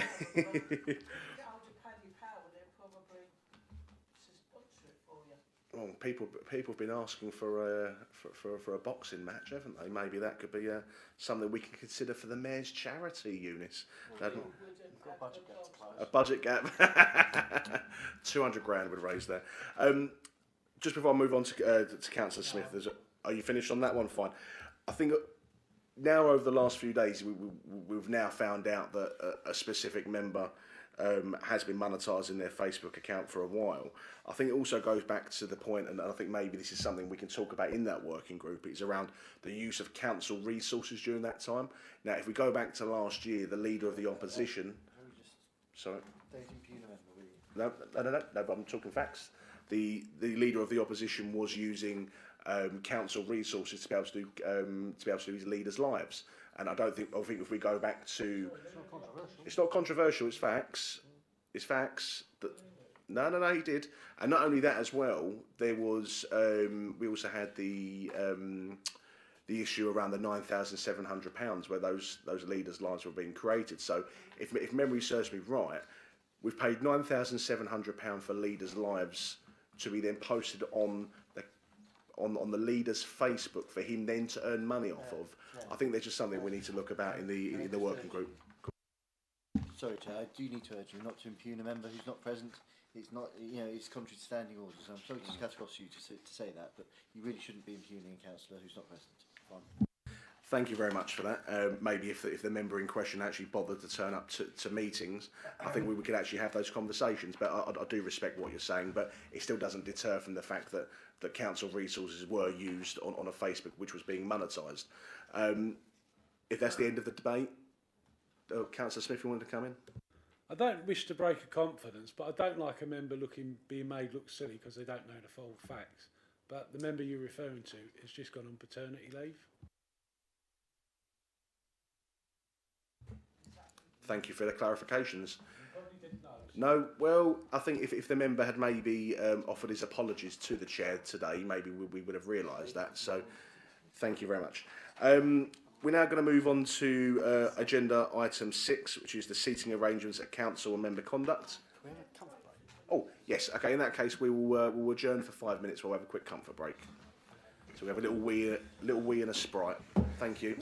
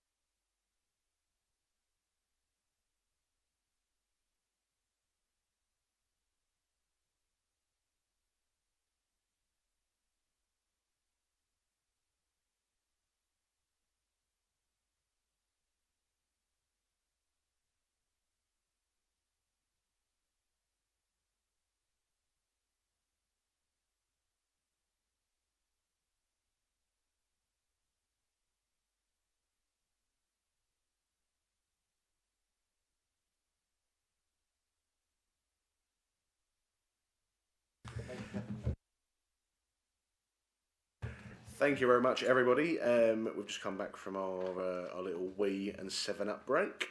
We're now going to move on to agenda item 6, which is the seating arrangements at council and member conduct. I believe this is the monitoring officer who would like to come forward on this. Thank you. Thank you, Chair. Members will have experienced that there's been quite a lot of division and consternation at council meetings regarding seating plans, and I've had questions about safety of members of the public, the conduct of members in the chamber. All these things have been quite lively recently, and this is the General Purposes Committee, and in your terms of reference is included arrangements for council meetings. I think, Chair, in your role as the Mayor of Basildon, you wish to introduce the national anthem being played at the council meetings. There's no rule or enactment against that if you wish to do it, but I would encourage you to have a slightly better quality of sound reproduction and have it clear whether members are supposed to stand or sing or not or whatever, so that everybody knows what they should be doing. But you know, the purpose really of the paper was to give members the opportunity in a slightly less contentious forum than the full council to discuss how to have dignified and orderly meetings, because what the members of the public are interested in is what the council's policies are and what the policy positions of councillors is, and not really to witness the disorder that we have had in the past. The leader asked that I put together a paper at which these things could be discussed at the General Purposes Committee, so that is what I've done. I appreciate that on the seating arrangements, for example, there is no specific power for that, and it is very much for the Mayor's discretion as to where people sit. It's a prerogative power of the Chair to keep order at the meeting and to seat people where they choose, but I thought it would be helpful to have a debate on that at this meeting, so that those views could be taken into account by the Mayor when he was exercising his discretion. Thank you very much. I think just really from myself around the seating plan, I mean, obviously there are various elements to this paper which I do agree with, especially around the, I think there was also the use of live streaming, that sort of thing as well. I think obviously we can't be having that. That's just absolute nonsense. And obviously around the point of the national anthem, to ensure that obviously we do have an agenda which is followed properly. But I think the seating plan has always been, I mean, this is the first time that we've ever had three groups which have quite a large representation in the council. So for those that have been inside the council chamber know that we only have 40 plus seats here. So it's always going to be a little bit of an issue to try and squeeze everybody in and make sure that people are sat amongst each other, or amongst their groups rather. I mean, we only have to go back to last year, and Reform UK was lumped, and there's no slight on you, Councillor Barnes, or your group, but Reform UK was thrown into the midst of a Conservative group, and I think we all have our own political identities. So I think it's quite clear, having Reform UK on my left and having the administration on the right hand side, giving the independents that opportunity to sit at the front as well, and then obviously Labour sitting behind. The actual plan itself works really well from a numbers perspective, and I think we genuinely wouldn't have the problems we're having from a behaviour perspective if members didn't turn around to the public and start goading them. I mean, I'm not going to cast aspersions on who said what, because again, one would not want to impugn a member in their absence, but calling someone a pervert, calling them a paedophile, or calling them a nonce or a benefit cheat, you naturally, as a human being, a resident is going to turn around and be unhappy about that. And actually, I think the behaviour of residents has actually been impeccable, because if a member or if anybody was to say that out in the middle of the street, I don't think that the reaction would have been as kind as what it was in the chamber. I think as groups and as elected members, we need to be particularly careful and mindful about engaging with the public gallery, especially when we know tensions are running high. But it's not for the leader of any group to dictate to the mayor where we are to sit. I mean, as members know, we only have to go back to a full council last year where the Conservatives were moved that they wouldn't be heard on the basis that that 2 members moved away from the seating plan. Now, I'm not going to enact that as the mayor this year because I truly don't believe that's the right thing to do, because we have a seating plan which accommodates all parties for the amount of members they have in the right areas. Now, obviously, I'll take feedback on board, but I'm very determined in the fact that I've made the seating plan. Other members were asked last year to adhere to that seating plan. So I think the same respect should be given to the new mayor who has made that decision. But I'll pass it out for debate amongst the committee. Does anybody wish to speak? Councillor Smith? Thank you, Mr. Mayor. I think what the whole aim of what tonight is about is trying to resolve the situation and not inflame it.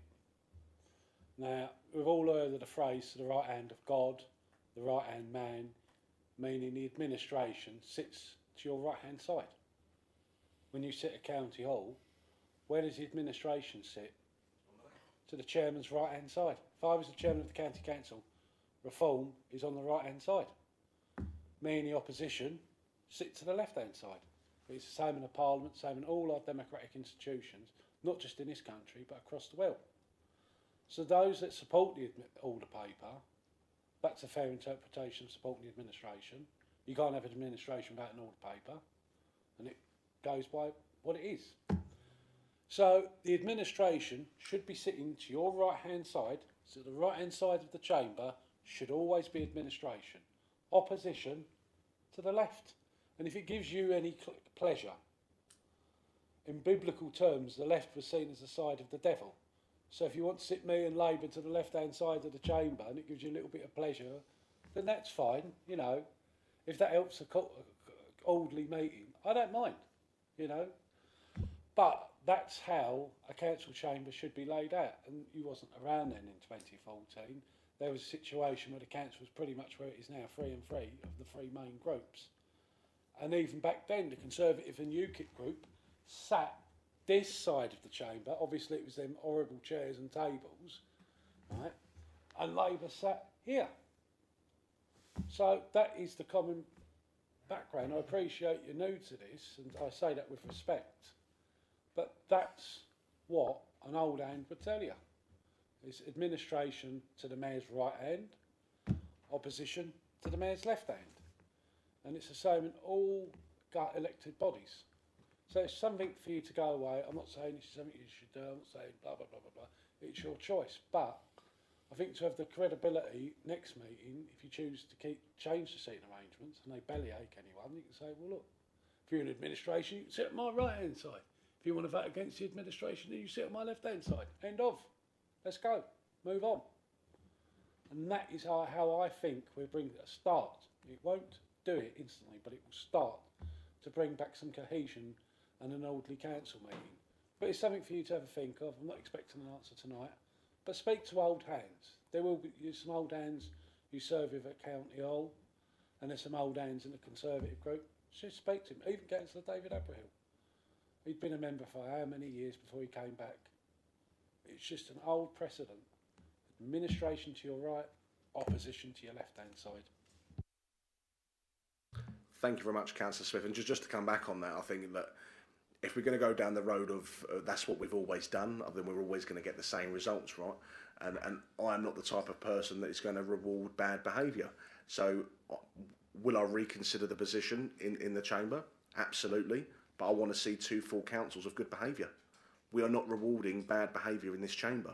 And if I see over the next 2 full council meetings, impeccable behaviour from all members, not engaging with the general public to try and coerce them into reactions, then maybe that's a conversation that we can have.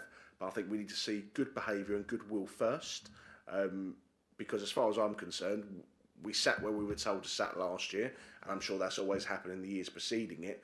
We've never really had, and I'm sure some of those old hands and that you speak of, I don't think it's ever come to a committee to say, oh, we want to be sat here, we want to be sat there. This has only happened because specific members have taken offence to residents not just sitting there and taking their rubbish. But if they're if the next two full councils, if decorum and good behaviour exist at those meetings, then I'll give you my word, Councillor Smith, that I will reconsider it on the third council meeting. But if members can't behave, then they're not going to be rewarded. But just before I come back to you, I want to go to Councillor Brockman because she has indicated. Yeah, thank you, Chair. So I'm going to go in a different direction with this one.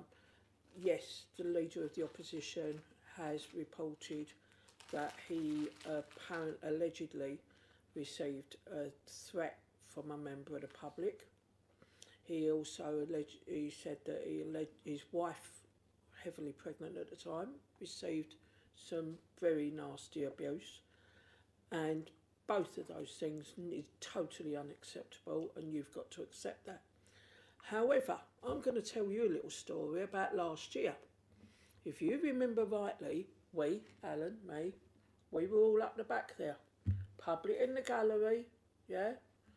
You were over there, and I continuously complained about the noise coming from the gallery. Nobody took no notice, and then you know, I'm not telling you off. I'm gonna tell the truth here. You used to get up from there and march up and down in front of the public there, going like that. Come on, winding them all up, didn't you? Just? Councillor Brockman. No, At let no me finish. point. No. I will let you finish, but let me interject here. At no point did I walk up the public gallery waving my arms, okay, as if I'm about to take flight. That never happened, not at all. And I would ask, please, with the greatest respect, would you please retract that statement, because that is not true. No, I apologise to you, but I will tell you this. I can remember, and Alan will tell you, and so will other people, you used to wind people up. And the reason why I'm going to bring this up to you, Sam, and I'll call you Sam rather than Chair, is because I went to the leaders of all groups and said, can we please stop this? And I even said to the Chief Exec and I think it was the monitoring officer at the time, and said, that is up there. It wasn't scary. I wouldn't say it was scary. It was just flipping noisy. We couldn't hear what was going on, and people were really being badly behaved. Not your fault now. At the time, yes, I'm going to say, yeah, but I think you've changed your ways. You know, fair play to you and good for you. However, the mayor at the time did have the ability, or should have had the ability, to tell everyone at the back to behave themselves, and they didn't. Right? So, yes, it happens, but yes, you've got to take some responsibility for what you did whilst you was jumping up and down there. And weirdly enough, some of the people that were in the gallery who were hollering and hooting are now members of your own party sitting over there. So, you know, what can we say about it? It happened. If we can't change it, and I wish we could go back and have a look at the films from it, because I'll tell you what, we'll see you standing up, and there's a picture on Facebook of you standing up in the middle of an argument that was going on, and you're going like that. Well, if that ain't winding everybody up, I'd like to see what it is, but I'll let you go on that one. Thank you very much, Councillor Brockman. And again, I think we also need to raise the fact that there was some strong opinions from residents, but this was around the time that democracy was being denied and the leader of the council tried to cancel the election. So I think residents have every right to come to these meetings, okay, and they have every right to be vocal. I think actually when we have a full number of residents in the residence area, actually I think that makes for a much more fulfilling full council, because it's fantastic to see that the local residents are so engaged and engrossed into local democracy, and I will always applaud that. I understand what you're saying. However, this year so far, this particular year, we haven't seen residents screaming and shouting, not that we saw it last year either. The only time we've seen people take offence is when they're being targeted and being filmed by elected members. So I understand what you're saying. Okay, it can be quite intimidating, but actually the same could be said for footballers. if they'd had no fans in the stadium, I mean, it's true. It's true. If there was no fans in the stadium, we would see teams doing fantastically well, like they did during COVID. It's quite interesting to see how they've fallen off a cliff in terms of performance. Manchester United being one of those teams, and they're very close to my heart over that time. But we need to have residents in the chamber to be able to put their cases, well, not put their cases forward, but to be present and to represent democracy. Now, I think if we can get buy-in as members to not engage with the residents in the gallery, then I think we'll have a much more successful meeting. And like I said to Councillor Smith earlier, I'm quite happy to revisit the seating plan pending 2 full councils of good behaviour. I think I'm not rewarding bad behaviour, Councillor Bromman. That's never going to happen, okay?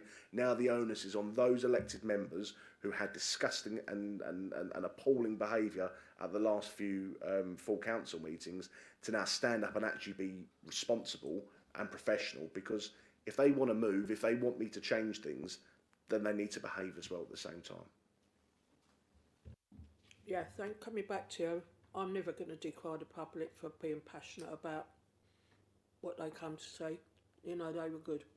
They were wound up and that was it. Whether you admit to it or not, it's the truth. I will always go up to the public. When I walk in here, every time I walk up and I always say good evening to everybody and ask everyone if they're okay. And most people engage with you. You get the odd one who doesn't want to talk to you and you just go, oh, fair enough, you know, go and sit down.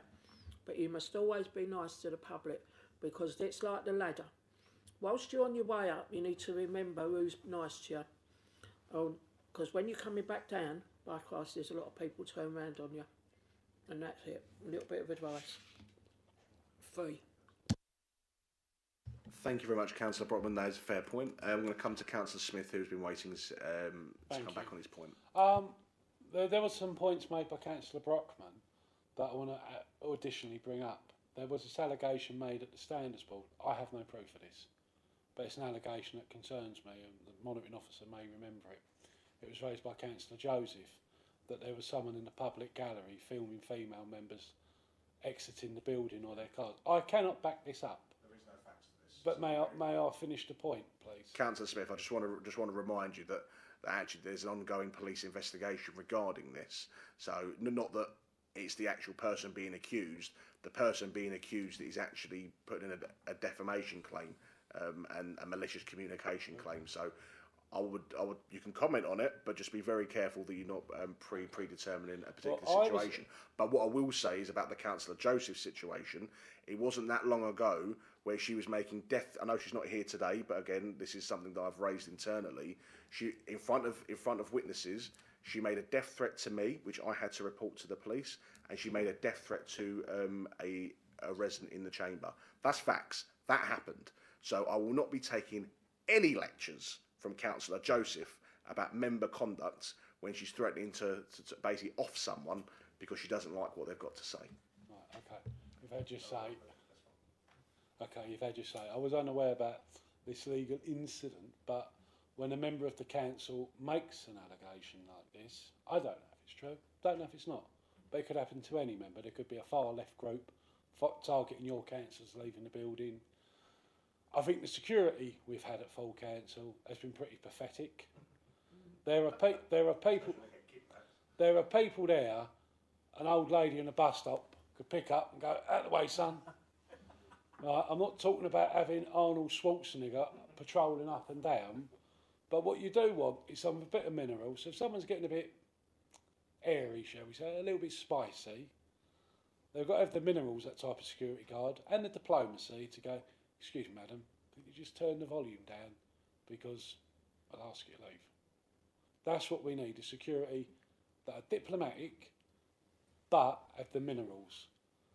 Wheelie little guys who may have been unemployed for many months and the social got them that job of security ain't no good in a council meeting like ours. No good at all. But I do think as well, we need to stop. He said, she said, you guys are bad, they're not are bad. If you want a professional council meeting, it is no good saying things.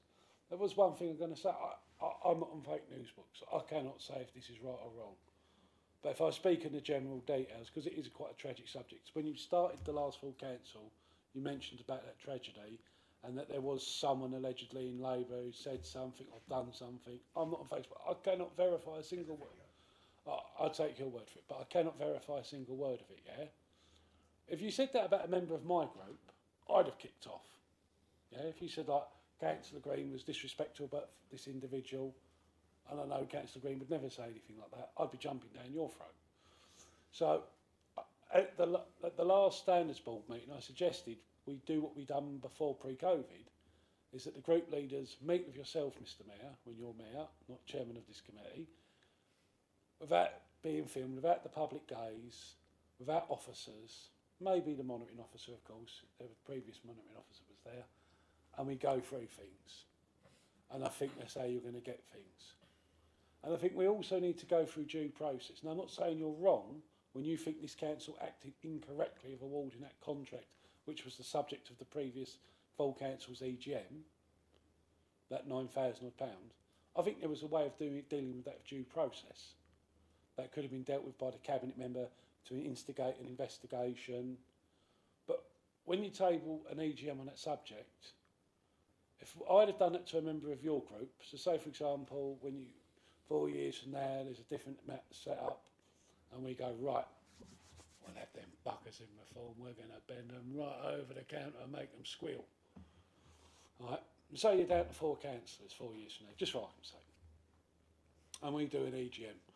We caught Councillor Journay pinching council paper to use in his office, and we had an EGM.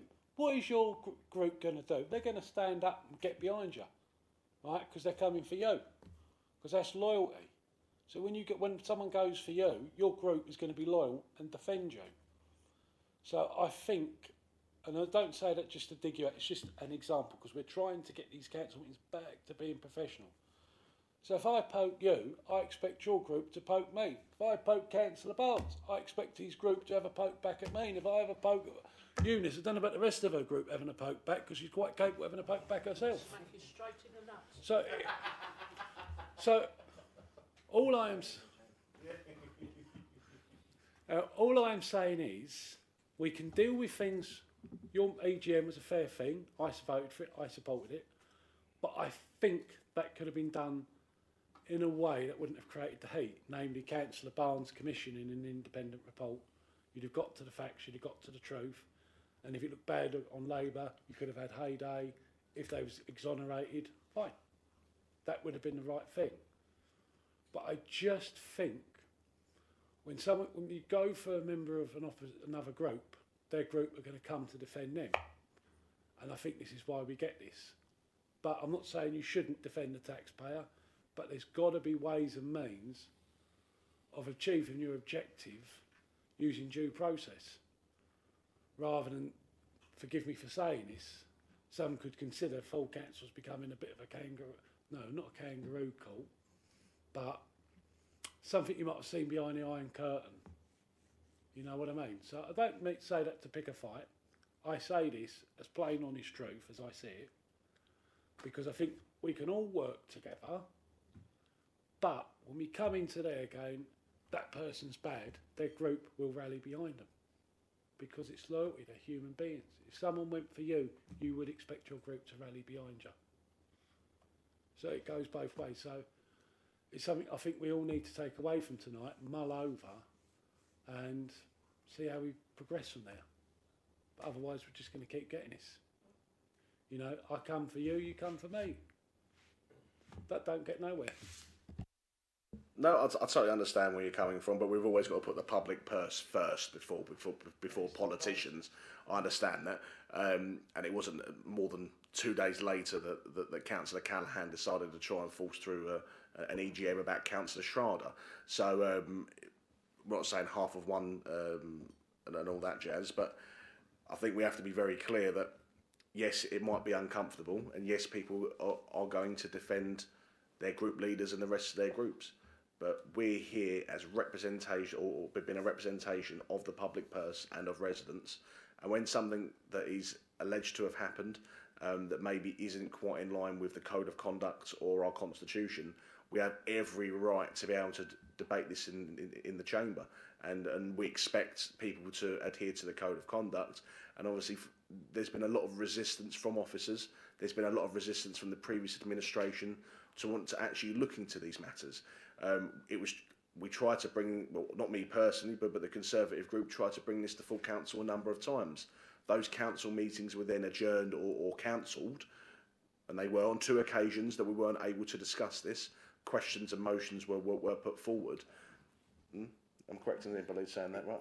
Yeah, sorry, Yeah. I don't know what you're saying. Yeah, so regarding the Elite Esports Production Limited contract, and actually now I'm not going to prejudge the investigation, but all I will say is that we was absolutely right to bring that to full council, and I will leave that there for now because we're not going to prejudge an outcome. Can I just briefly, very Of course you can. Come back in.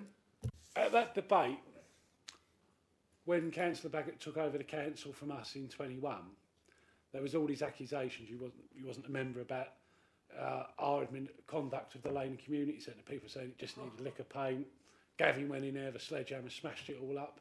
But Councillor Baggott didn't table and like we're going to have this big X, Y, and Z. He just used his cabinet powers, paid this guy called Mervyn. He had a proper name, and he done a full, proper investigation and a proper report.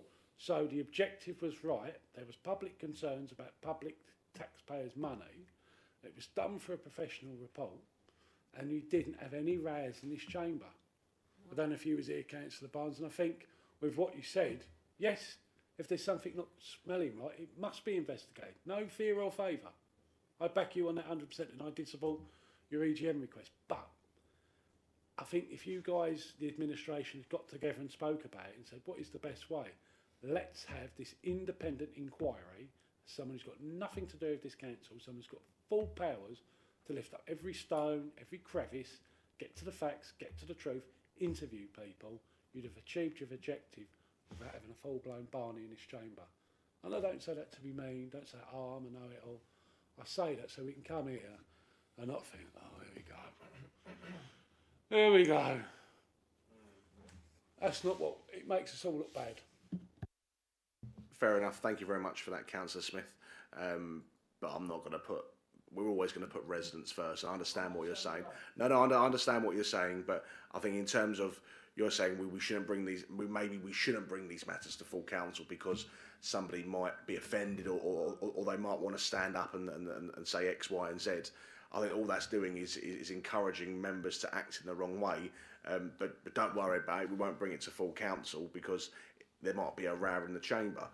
That's not how democracy works. And I get what you're saying, but respectfully, I do disagree. Yeah, I want to come. Yeah, I'm going to now come to Councillor Barnes. Yeah, thank you, Chairman. I mean, I think to give Councillor Smith his due, I think what you're suggesting is that these things should be investigated, but not necessarily through the forum of full council. And obviously, if inevitably, if you have an EGM that targets a specific incident, it is likely to cause an escalation. And I think that is a fair point, and I think we should probably take that away and reflect on that. And for me, I think the part of this report that jumps out at me is point 5.16 or 5.16. Which says, protecting the democratic process and defending members' right to speak in the chamber, even when what they say is controversial or unpalatable, is one of the cornerstones of our democracy and free speech. All members of any political persuasion should be heard for their allotted time in silence, imagine that, and their right to speak respected, even when others are totally opposed to the ideas or proposed actions they espouse. And I think this is I think this is possibly the sentence that sums up the issue that we've got at the moment. This all starts with respect for the authority of the chair and respect for each other's democratic mandate. I think the problem that we have in this chamber at the moment is there isn't that respect for the process, and I agree with what you say, Councillor Smith. And my concern is that there isn't that respect for the process at the moment. So we have a situation where councillors are being asked to leave the chamber and refusing. Councillors.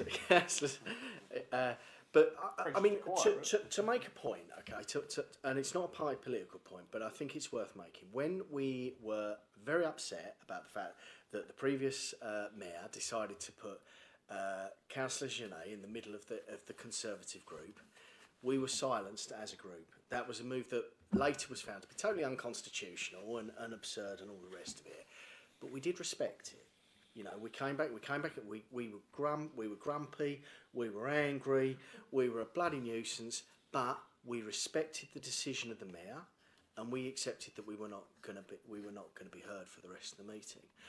And without that respect, you really are going to struggle to moderate member behaviour. And what I've seen over the last sort of 2 or 3 council meetings, or the concern that I have, is that respect hasn't been there. And I think one of the reasons why potentially we're looking at bringing in these things, which on the face of it you might say, well, what difference does it make if a member stand when the mayor enters the chamber? And what difference does it make if we sing the national anthem at the end? And what difference does it make if members are silent when others are talking, or at least, you know, allow members to speak to an extent? But I think what you're talking about is trying to make it clear that this is a civic occasion, and it is a local authority. We are put here by our residents, and really we should behave respectfully. We've all seen the video that was taken from the public gallery at the last meeting. The conduct from, it has to be said, the Labour members was appalling. It was appalling. There's no other word for it, and it really we have to, you know, we have to work out how on earth we can do better than that. And I would suggest that, you know, if we're in a situation where members are refusing to stand for the mayor, and as I said at council before, you salute the rank, you don't salute the man, ultimately, you know, or woman. It's about the position of mayor. It's not about the individual that is in the role. Then that says to me that the people that aren't standing up have no respect for this authority. They don't respect the institution. Whether they respect the individual is irrelevant. It's about the institution. In the same way, you know, if we decide that we're going to sing the national anthem at the end of the meeting, then and there can be various views on that, but we have to respect it, I think. And to hear a member, and I'm not going to name them, but to hear a member sing the national anthem in such a disrespectful way, that was something that genuinely actually made me quite angry, and I suspect it did you guys as well, actually, because that was really. You're laughing. That's not funny, man. That's not funny. You're laughing.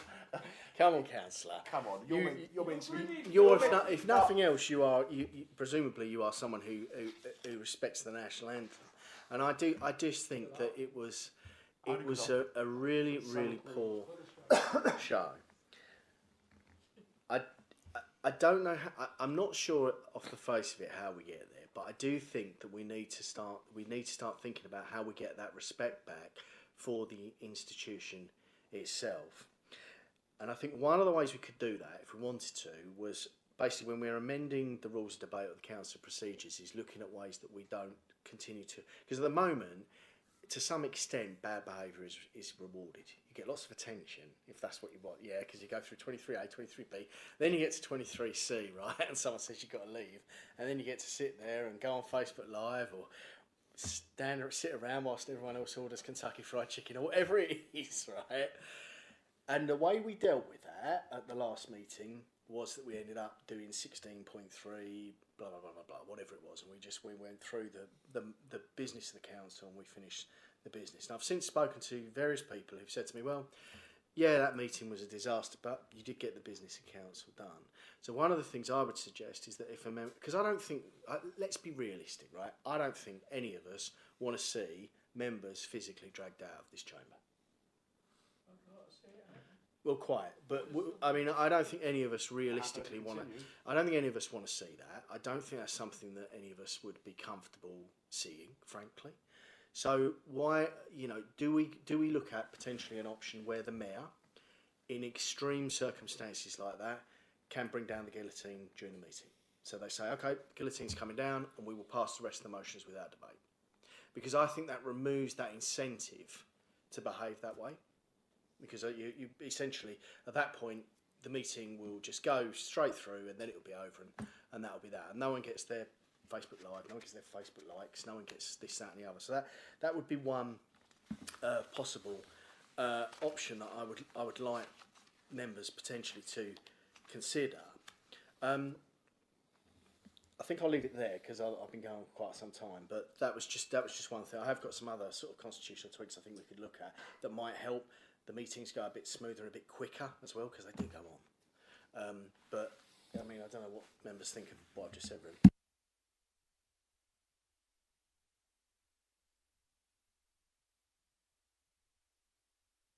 Councillor Smith? You can't. I'm one of these people. I'll put my hand up to. I won't stand up for you as mayor. It's nothing personal, but I started off my politics in Barking-a-Dagenham, and I said to my brother who's a councillor when it on to be leader, I said, "What the hell's a mace bearer? Well, you have problems at meetings."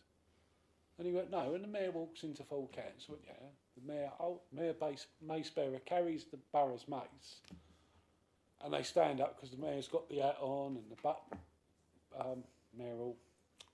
Oh, what did I say? Mace, that's the word. Now, we're about to be reorganised, so we can't lay out for a mace. Oh, I'm not suggesting that. We can't lay out for an hat. But equally, rules is rules. And I've said to you, Mr. Chairman, that in the military, if someone hasn't got a cap on, they can't salute. The Yanks do, because that's what the Yanks do. They don't follow the rules. But if we're going to do this mayoral malarkey, either do it properly, but you can't because we're being abolished. Well, I spoke to a very old hat at this, so I'll take my advice of old hands. And either do it right, or we look pound shop. And when you said about standing up, and I don't say this to be disrespectful, but you know, if I said to you, if the boot was in the other foot, say, get your best friend Gavin Callaghan was the mayor, and I went, you two have got to stand up every time Gavin walks in the chamber as mayor. Yeah, I'd wager a £50 bet with the pair of you, because I think I'd be walking away £100 better off. No, I think I'd be £100 better off.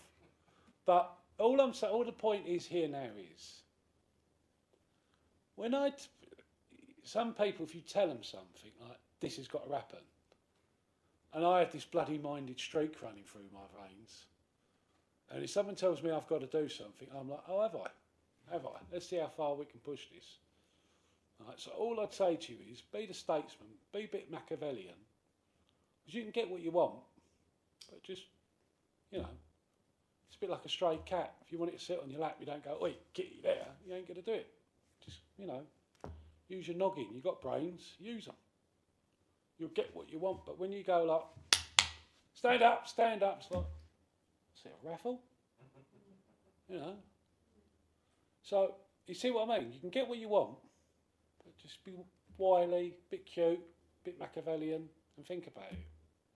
But if like I say, the point is, if I said to you two, you got to do up, you'd be like, oh really? Yeah. Really? And I'd just like to come back on that, Councillor Smith, that actually the Reform Group last year treated ex-Councillor Davis very respectfully. I'm not suggesting you didn't. When he asked us to stand, we stood. Or when he stood, especially in the last meeting, and he stood and he asked for silence, we gave him that silence. When he spoke, we gave him the benefit of the doubt. And I understand what you're saying, that we are talking about stray cats here. We are elected members. Well, there is a different, and there's a different kettle of fish here between being stray cats and being representatives of local wards. Yeah, of course you can. That was just an example. A stray cat has a mind of its own, and you can't tell it what to do. And politicians are very much like that. All I'm saying to you is, you've got the noggins between you. Just think, how can we make it happen? Let's be statesman, let's be diplomatic. You get what you want if you go that way. But I think when we had that meeting, an officer's like, come on, up. You're like, what's all that about? No, it was like last orders in a pub, Mr. Chairman. It was like, come on, up. And you're like, I beg your pardon, what's all that about? Yeah, I think Councillor Brockman put it quite right. Who are you talking to? You know, if you got, I own up to being a bit bloody minded. Some members are a bit more bloody minded, and I think that's why the people vote for us, because we've got that some degree of being bloody minded. But I know when you're in a corner, all you can do is lash out. But go away from tonight and used to have your chin wag and mull it over and play it monkey, and you'll get what you want. Yeah, I don't say that to be mean, say that to be nice, because I just say that so I can come to council meetings and look at me group and go, here we go. Here we go. Are we going to adjourn for 10, 15, 30 minutes? Let's get the business done, because as Councillor Larkin, another old hand, and you can speak to Councillor Abrahill, when council meeting's finished at an early enough time, they always go to the Beehive or the Wetherspoons. People of different parties, like, oh, hello, Fred, yeah, that weren't a bad little motion. You'd never get that now, would you? No, well, forget the teas and coffees, but you'd never get people of different parties after a meeting being quite civilised and friendly to one another. It's very tribal.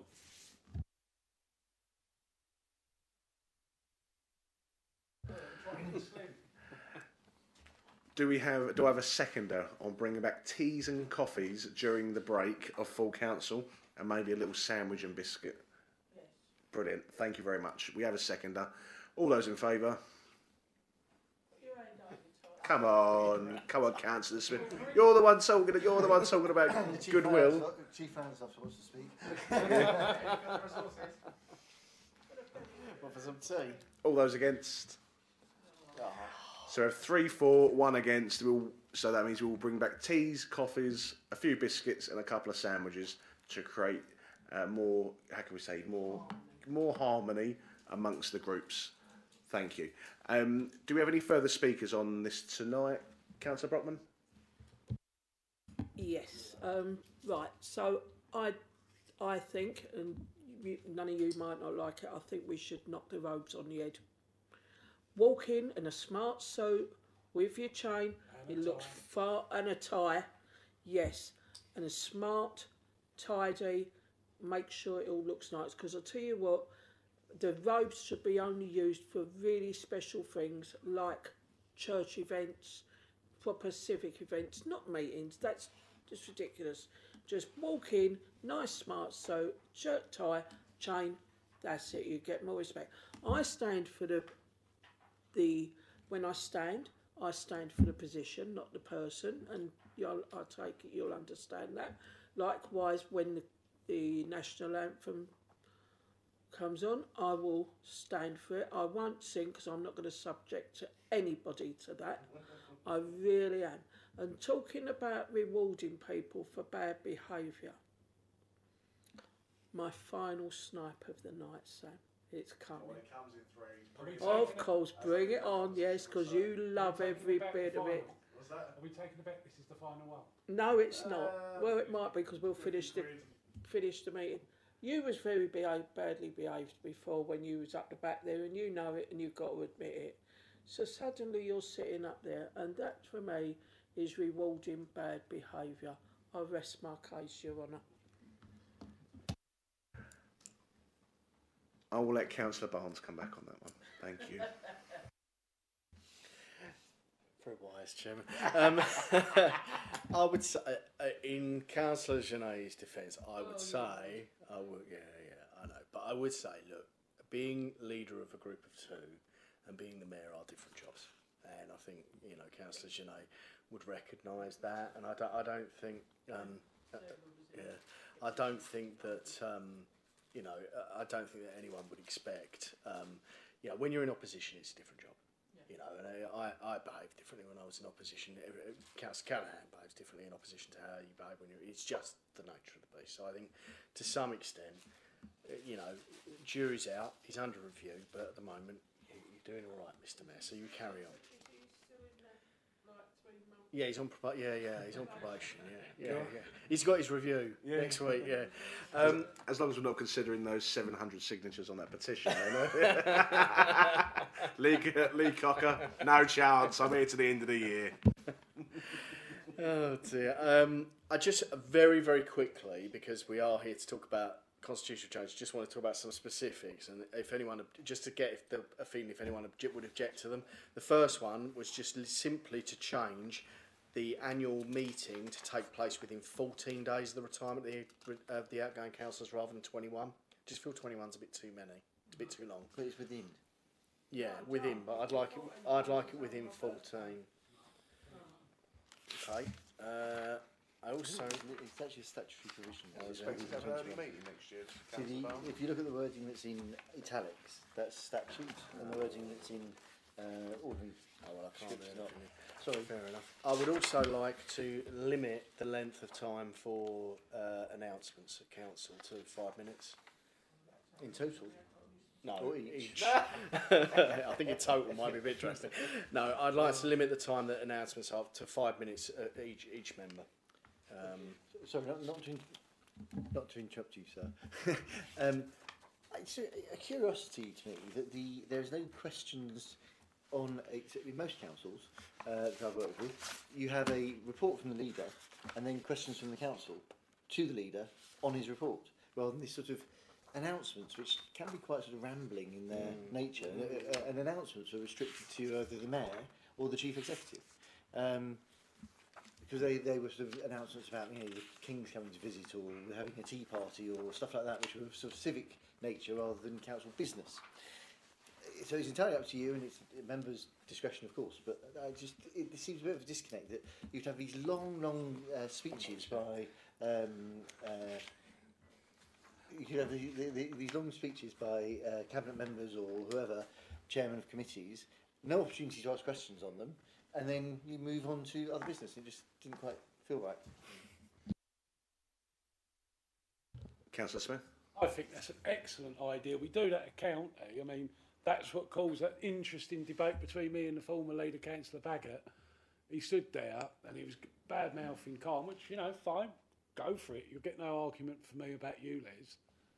And then he's trying to blame the Borough Labour group for Sadiq Khan's ULEZ. And then I was like, whoa, hold on a minute. And I started heckling him. Went, you're in government, do a Mrs T, abolish the Mayor of London. Sell it off, turn it into flats. And he's like, Mr Mayor, and then the Mayor's giving it large to me.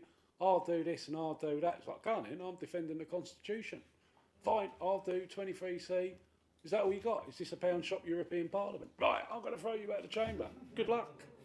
Where if we have what the monitoring officer is suggesting, the administration makes announcements. So if Councillor Barnes gets up and says, oh, I've sat there with the housing minister and she said this and I said that. Right? That's it.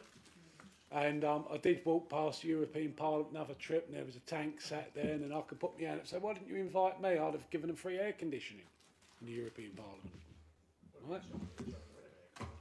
But that's the point. I think that works better and avoids the rows. But also, if one of your cabinet makes an announcement based on officer playing monkey, and it does happen, and say, for example, it was something in my brief, and I go, well, hold on a minute, that's not right. That's not what the officer told me. Then you get an interruption in the meeting. So if you have announcements, and if anyone's got a question to do with the subject of the announcement, strictly that, as we do at county, I don't think you can go wrong with the suggestion from the monitoring officer. I don't think you can. Sorry.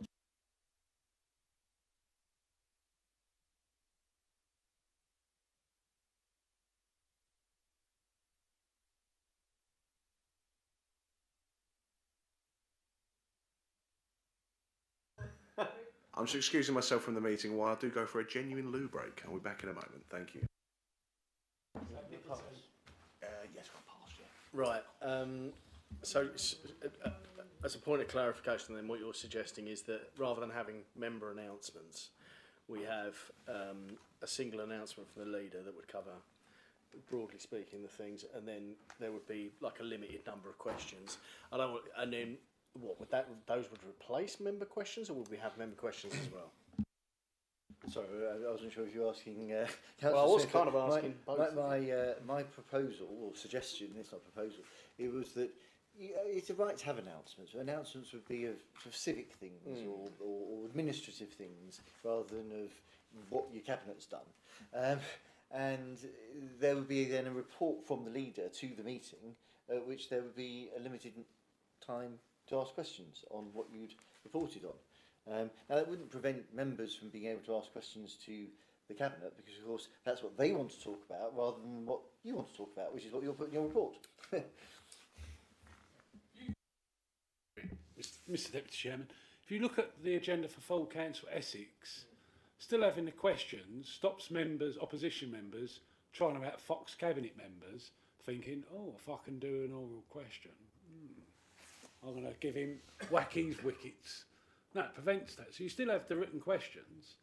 But if you say that I've met the minister today about the local plan, you know, say Councillor Adele Brown, who knows the local plan business inside out, go, oh really? But they told me this, and now you're saying this. Do you know what I mean? It's strictly to what you've spoken about. So if you don't want to speak about something you're not comfortable about, you don't talk about it, do you? Well, I mean, I'm certainly open to that. I mean, obviously, Sorry, I should have mentioned to you beforehand. no. Yeah, I think that potentially is a more sensible way of proceeding, rather than having. I mean, I think we must. You know, when you've got 9 or whatever, 8 announcements, one after the other, it can get a little bit laborious. So, well, of course, Councillor Smith. Yeah, I mean, with the significant exception of your announcements, which were indeed and always good value for money. I didn't get much out. I can't change the 14 days. I've been slapped down on that. So that one's dead. So, I mean, the other question then is, how do we feel about going to that 4th stage, rather than telling a member to leave the chamber when we know they're not going to, because somebody crossed the Rubicon on that, and therefore we know that it won't work, that we do have the provision if we want to, and it would have to be in an extreme circumstance that the council could vote. Voted on by the council. Yeah, the council could vote to impose the guillotine on the meeting. I see one downside of that. Let's just say I've got a killer motion late that night, and I know you buggers are going to amend it. Right. So, say for example, to stop you buggers amending it, I could say to Councillor Green, throw a cream cake pie at the mayor. And Hazel goes, right, done that. And she gets the vice mayor and the monitoring officer instead. And it's like, right, she's expelled from the chamber. And we go, don't throw out Hazel, leave her alone. She went for the mayor, she didn't mean to get those 2, yeah? It's not what happened, but I'm just speaking hypothetically.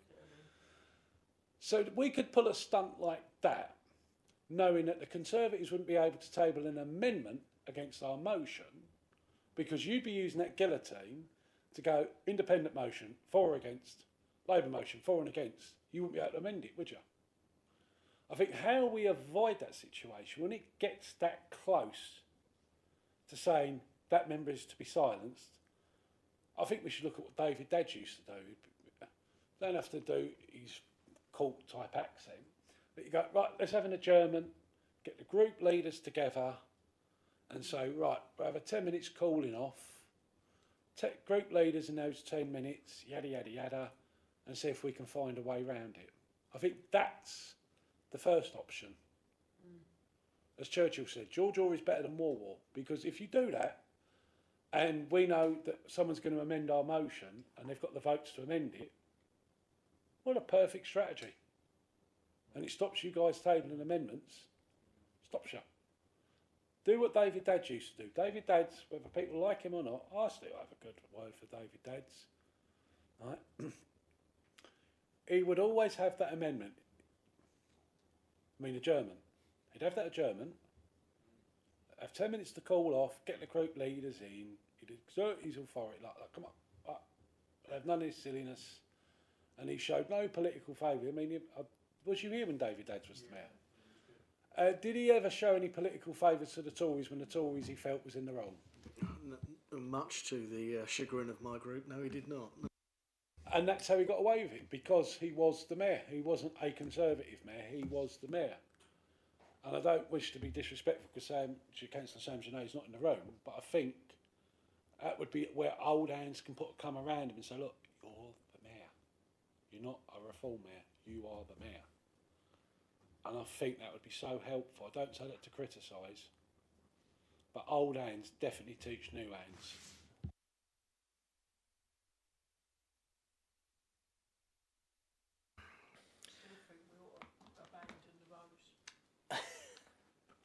I don't think we're about. So, right, so obviously we're not going to go to the vote because the mayor's not here.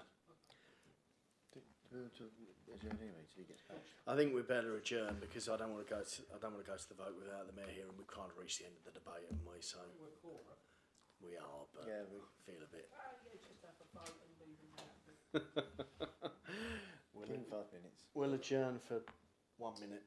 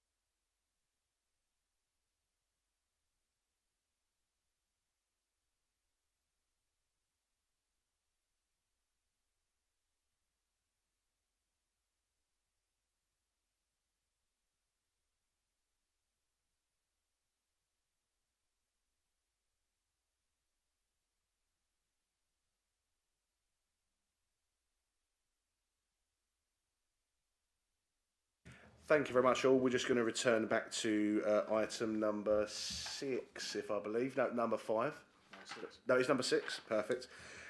So thank you very much to all the group leaders tonight for a very meaningful debate. It proves that when we actually engage, we can actually get the business done and also do it with a smile on our face and build some good relationships as well.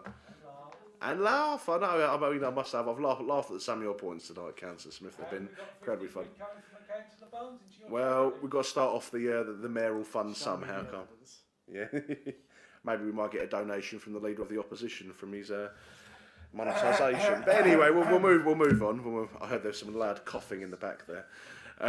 Right, so we're going to move straight to the vote. We've got 4 different options here, so we're going to vote on each one independently. The first motion, 6.1a, is members propose amendments to the council procedure rules relating to seating arrangements and agree the seating plan set out in Appendix 3. All those in favour? Do you agree the seating plan as it stands? Yep, perfect. 3 votes for. Any votes against? 1, so that has been passed. Thank you. B is to agree that the full council and public gallery will stand to receive the mayor and civic party at the start of each meeting. All those in favour, please raise their hand. That's 3, 4, and 1 against, so that has passed. 6.1c is confirm the national anthem will be played at the conclusion of full council meetings, with all present stand in respect for the Crown. All those in favour, please raise their hand. Brilliant, that's unanimous. Not sure if you remember the royal family, so. As the okay, that is unanimous. Ain't wrong though, is it? Moving on swiftly to 6.1d. Consider any amendments to the rules of debate or council procedure rules in the light of recent meetings, and if any amendments are proposed for those to be recommended for adoption by full council. All those in favour? Oh, have you got your minutes there? Oh, It's the announcements, isn't it? Is it out? Yeah. Yeah. So, do you want me to? yeah. So, just for clarity, it's the announcements I think that we're talking about. So that idea that rather than having multiple announcements from multiple members, we'll have leaders. Announcements. Obviously, details to follow, but that's broadly what we're talking about.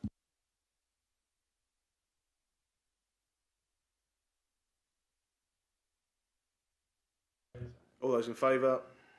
That is unanimous. Thank you very much. So that is the end of our first general purposes meeting. Thank you very much to everyone, including the public gallery, for their participation tonight and being here. Thank you very much. Very respectful, I must say, sir. Thank you very much.